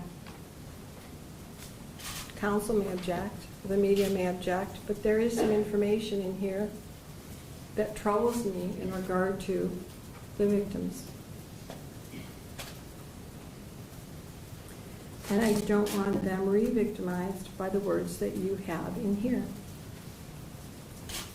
But I do want to read some more of your letter. And the reason I want to do that is because I've considered it in sentencing as an extension of your apology and whether I believe it or not. So I want you to hear your words. I've already read some, and I'm not reading every line. Well, let me begin. The federal judge went ballistic at sentencing since I pled guilty to the state cases and spent 10% on the federal case and 90% on the state cases and civil suits. She gave me 60 years instead of 5 to 20 years, in parentheses, 3 consecutive 20-year sentences. I pleaded guilty to possession of porn from 9/2004 to 12/2004, 4 months. The prosecutor even admitted that I never belonged to any porn sites, any chat rooms, was not on the dark web, and also they could not prove I viewed it. It was all deleted, of course. I shared my electronics, and I could not prove that. So for 4 months of porn possession from 2004, I was sentenced to 60 years. Not proper, appropriate, fair. Going down a few lines. What I did in the state cases was medical, not sexual. But because of the porn, I lost all support, thus another reason for the state guilty plea. Let me move down further.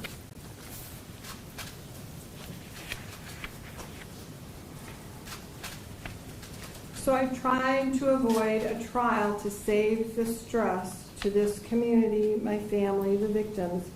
Yet look what is happening. It is wrong. Let me move down further. I was a good doctor because my treatments worked, and those patients that are now speaking out were the same ones that praised and came back over and over and referred family and friends to see me. The media convinced them that everything I did was wrong and bad.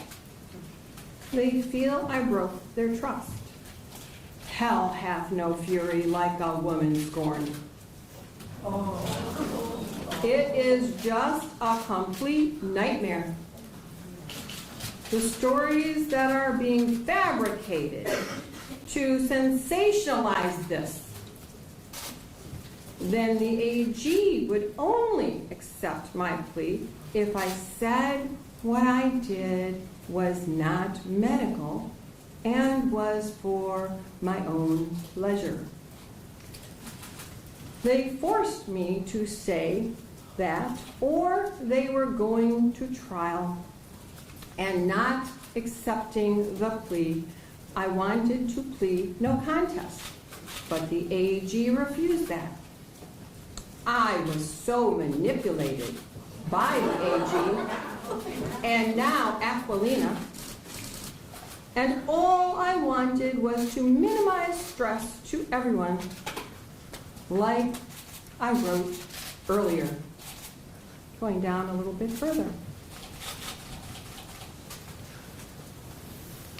In addition, with the federal case, my medical treatments with the Olympic/national team gymnastics were discussed, as part of the plea. The FBI investigated them in 2015 and found nothing substantial because it was medical. Now they are seeking the media attention and financial reward.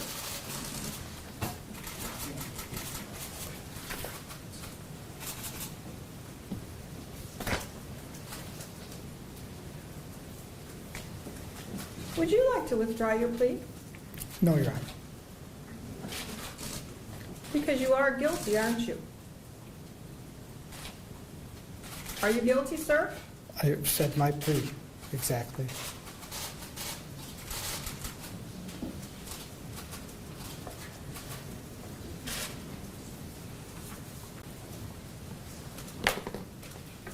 The new sign language has become treatment. These quotes, these air quotes, I will never see them again without thinking of you and your despicable acts.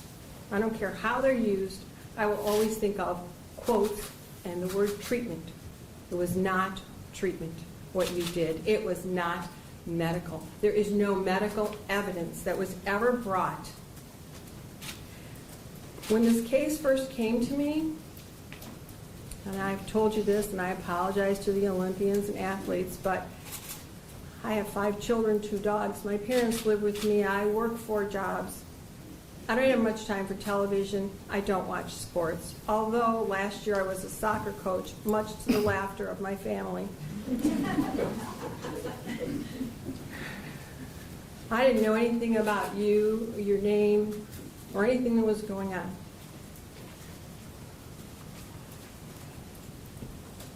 And so when I kept saying, we're going to trial, here's the date, and everyone wanted more time, I said, no, here's the cutoff. And then the cases were merged and we delayed it. And I still thought, well, maybe there's a defense of medical treatment. And why did I think that? Because it's my job to be fair and impartial, but also because my 2 brothers and my father are very well known and respected doctors. Real doctors with real treatments and research, dedicated to healing. I haven't considered that in this case, but I have heard from your survivors now that they trust doctors like I trust the doctors in my family and the doctors I go to. But I still thought, well, there's a defense of medical treatment, and there are changes in the medical community every day for the betterment.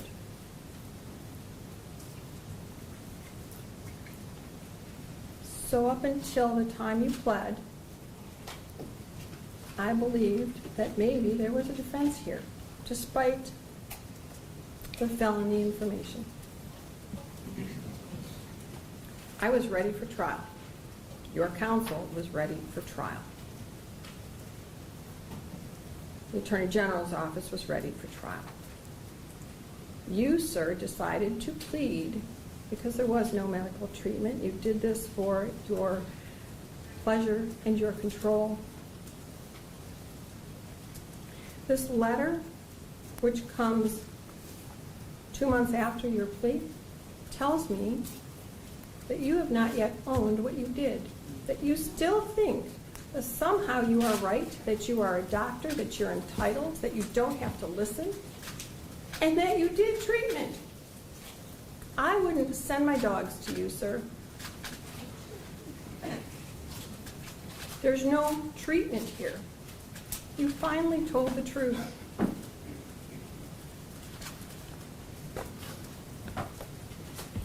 Inaction is an action. Silence is indifference. Justice requires action and a voice, and that is what has happened here in this court. 168 buckets of water were placed on your so-called match that got out of control.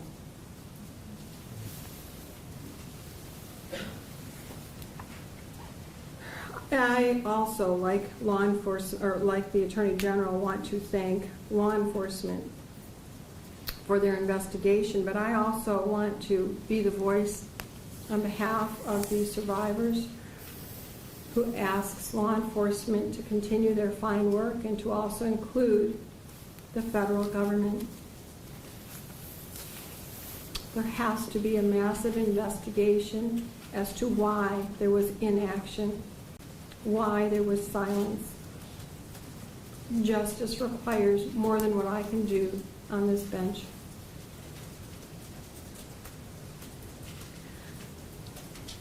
I want to also applaud all of the counsel in the Attorney General's office. I want to also applaud defense counsel. You all have done fine work. You've made me proud of our legal system.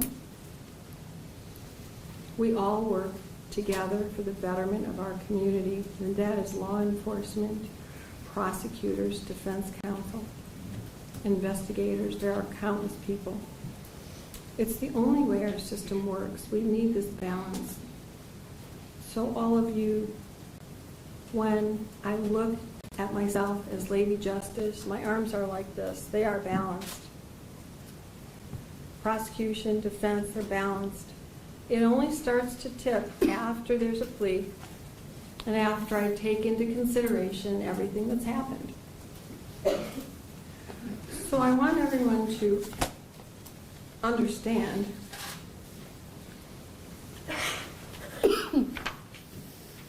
I've also done my homework. I always do. People versus Wacholowski. I'm sure I slaughtered the name. I apologize, but it is spelled Waclawski. 286 Mishaf 634. It's a 2009 case. And in it, and I want you to clearly understand, it says, plainly, the law does not limit victims' impact statements to direct victims.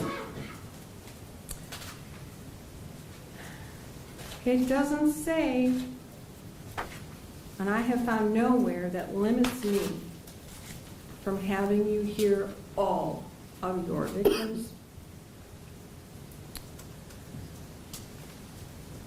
As I said before, when counsel came to me and said, we're not going to go to trial, despite our court having already sent out 200 of the 800 juror requests. And they told me their plea, and would I consider it in lieu of trial? There was the agreement between us because I always, and they know it, they are familiar with me, let people speak. And I wanted all victims. And we had a discussion about which victims. And of course, there was an objection to one of them. I let it come in anyway. That was part of the plea that you entered into, to allow the victim impact statements. Because after that discussion, I know your lawyers, as good as they are, sat down with you and said, the judge is going to allow this. And when it comes down to it, I know it also because this was signed by the Attorney General, by defendant, and by defendant's counsel on November 22nd, 2017.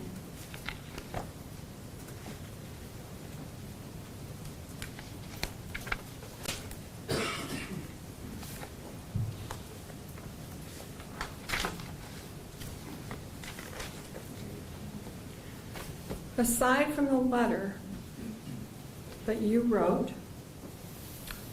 a couple of months after your plea, which tells me you still don't get it, there's something I don't understand and I want to make clear. Sir, you knew you had a problem. That is clear to me. You knew you had a problem from a very young age, even before you were a doctor. You could have taken yourself away from temptation, and you did not. But worse yet, there isn't a survivor who hasn't come in here and said how world-renowned you were. I trust what they say.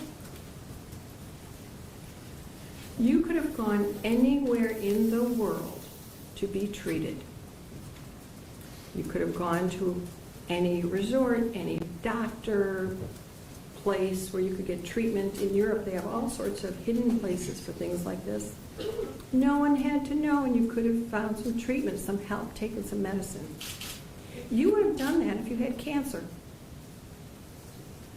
I know you would have. You're about self-preservation. But you decided to not address what's inside you that causes this control urge, that causes you to be a sexual predator. So your urges escalated, and based on the numbers that we all know go unreported, I can't even guess how many vulnerable children and families you actually assaulted.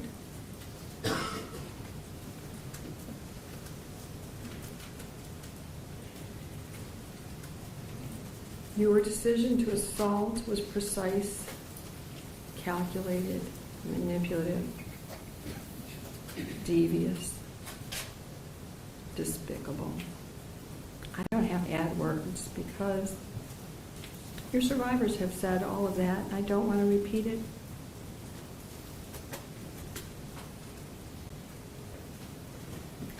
You can't give them back their innocence, their youth.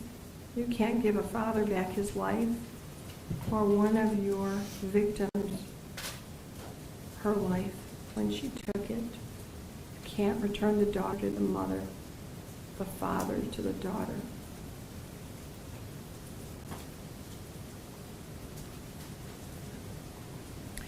You played on everyone's vulnerability. I'm not vulnerable. Not to you, not to other criminals at that podium.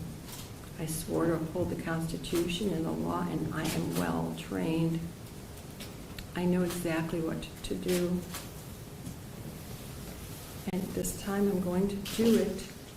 And I want you to know, as much as it was my honor and privilege to hear the sister survivors, it is my honor and privilege to sentence you.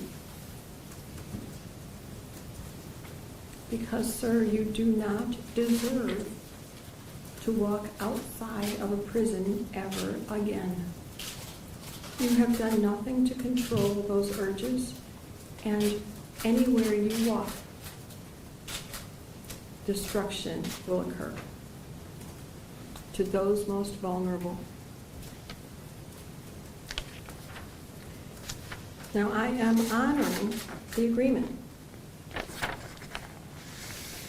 I'm also honoring what's been requested of me. And I want you to know,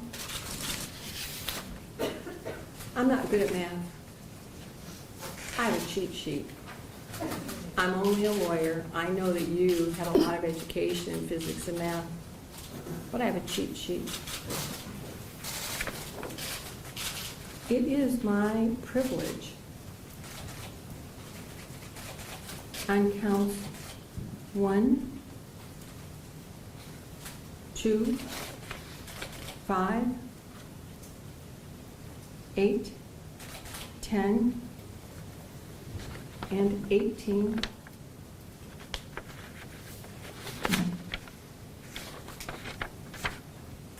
And 24.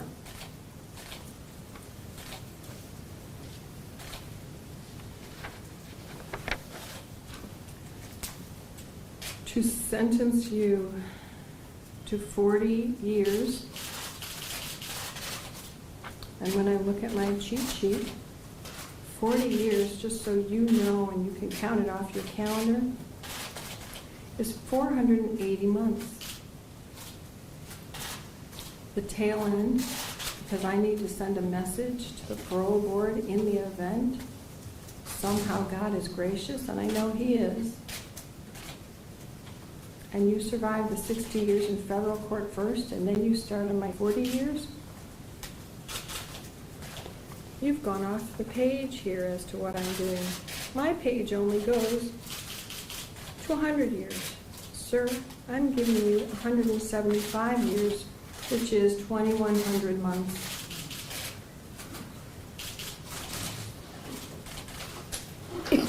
I just signed your death warrant.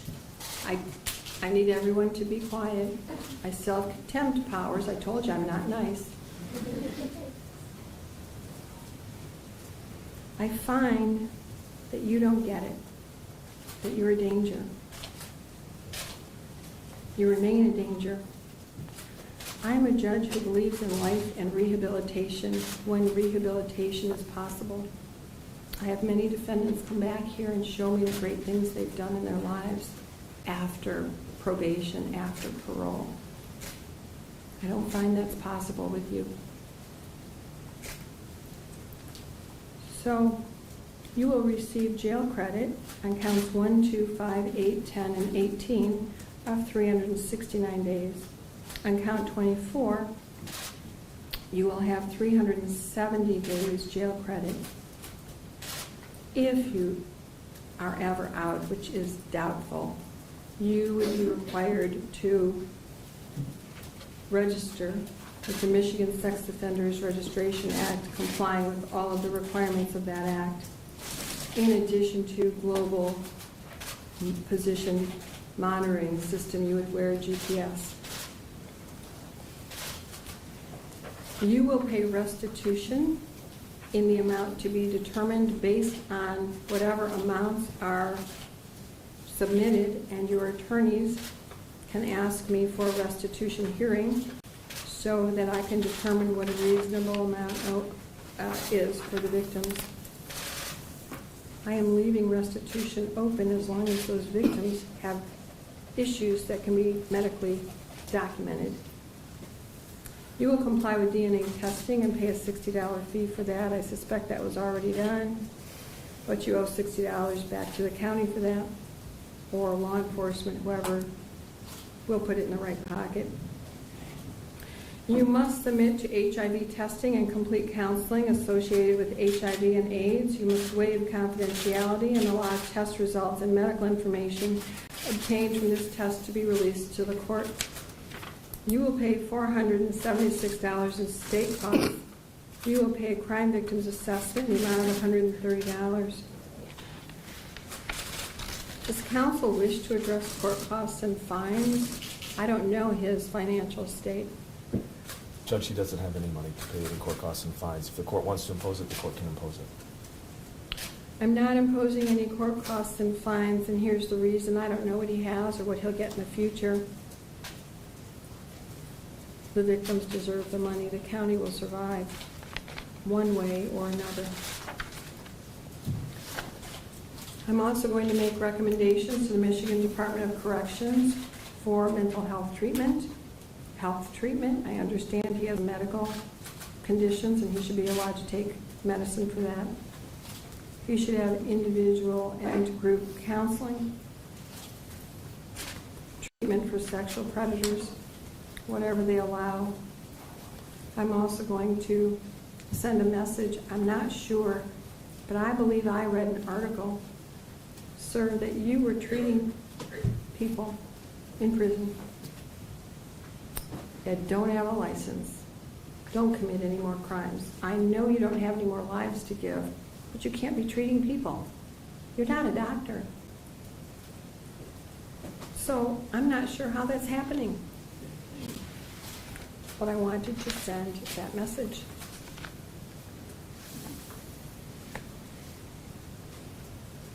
You have 21 days to appeal, 10 days to request court-appointed counsel. Do you acknowledge receipt of your appellate rights? Your Honor, I've got the notice of right to appeal, and I'm providing it to my client now. Do you acknowledge it? Yes, Your Honor. Thank you.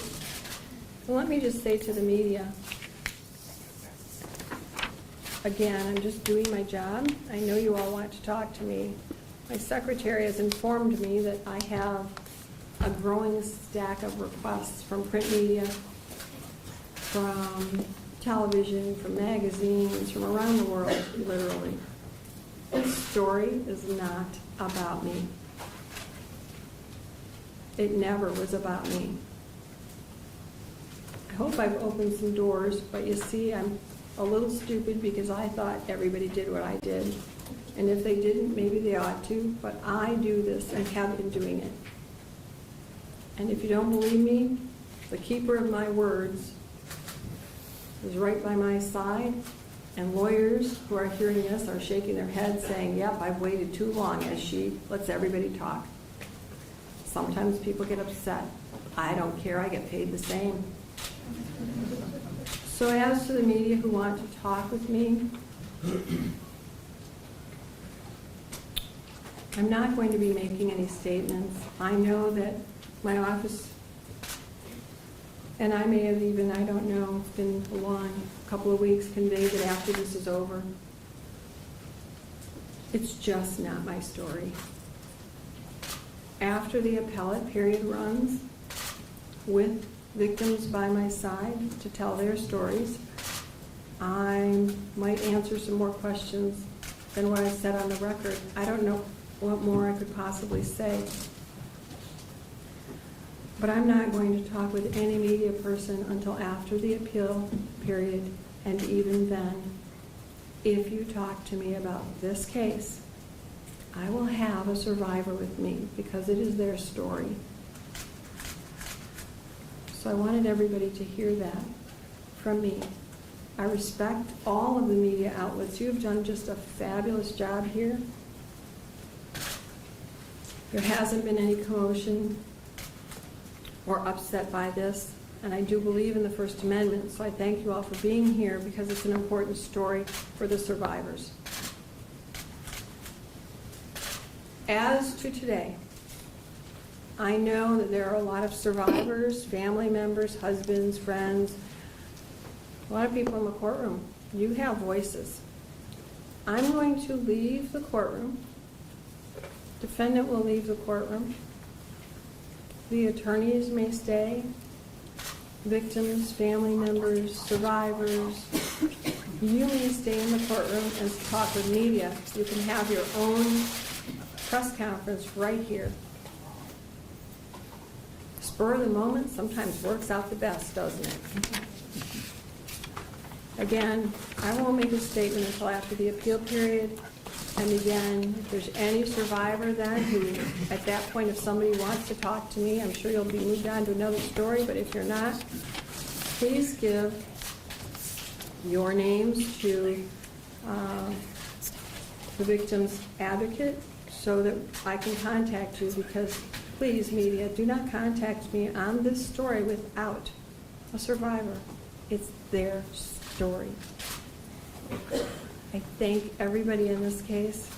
Sir, I hope somewhere you have heard everybody's words, and it really does resonate with you. Anything else for the record?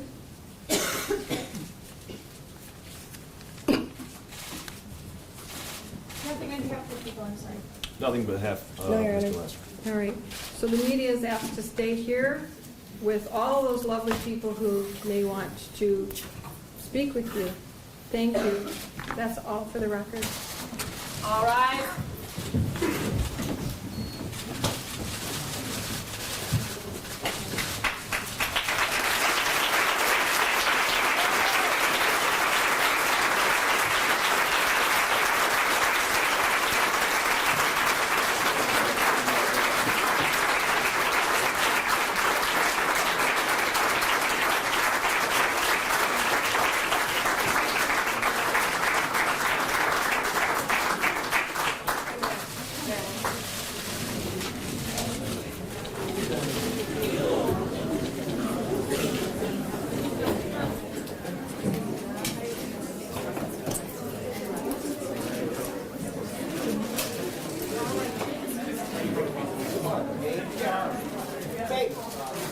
Hey,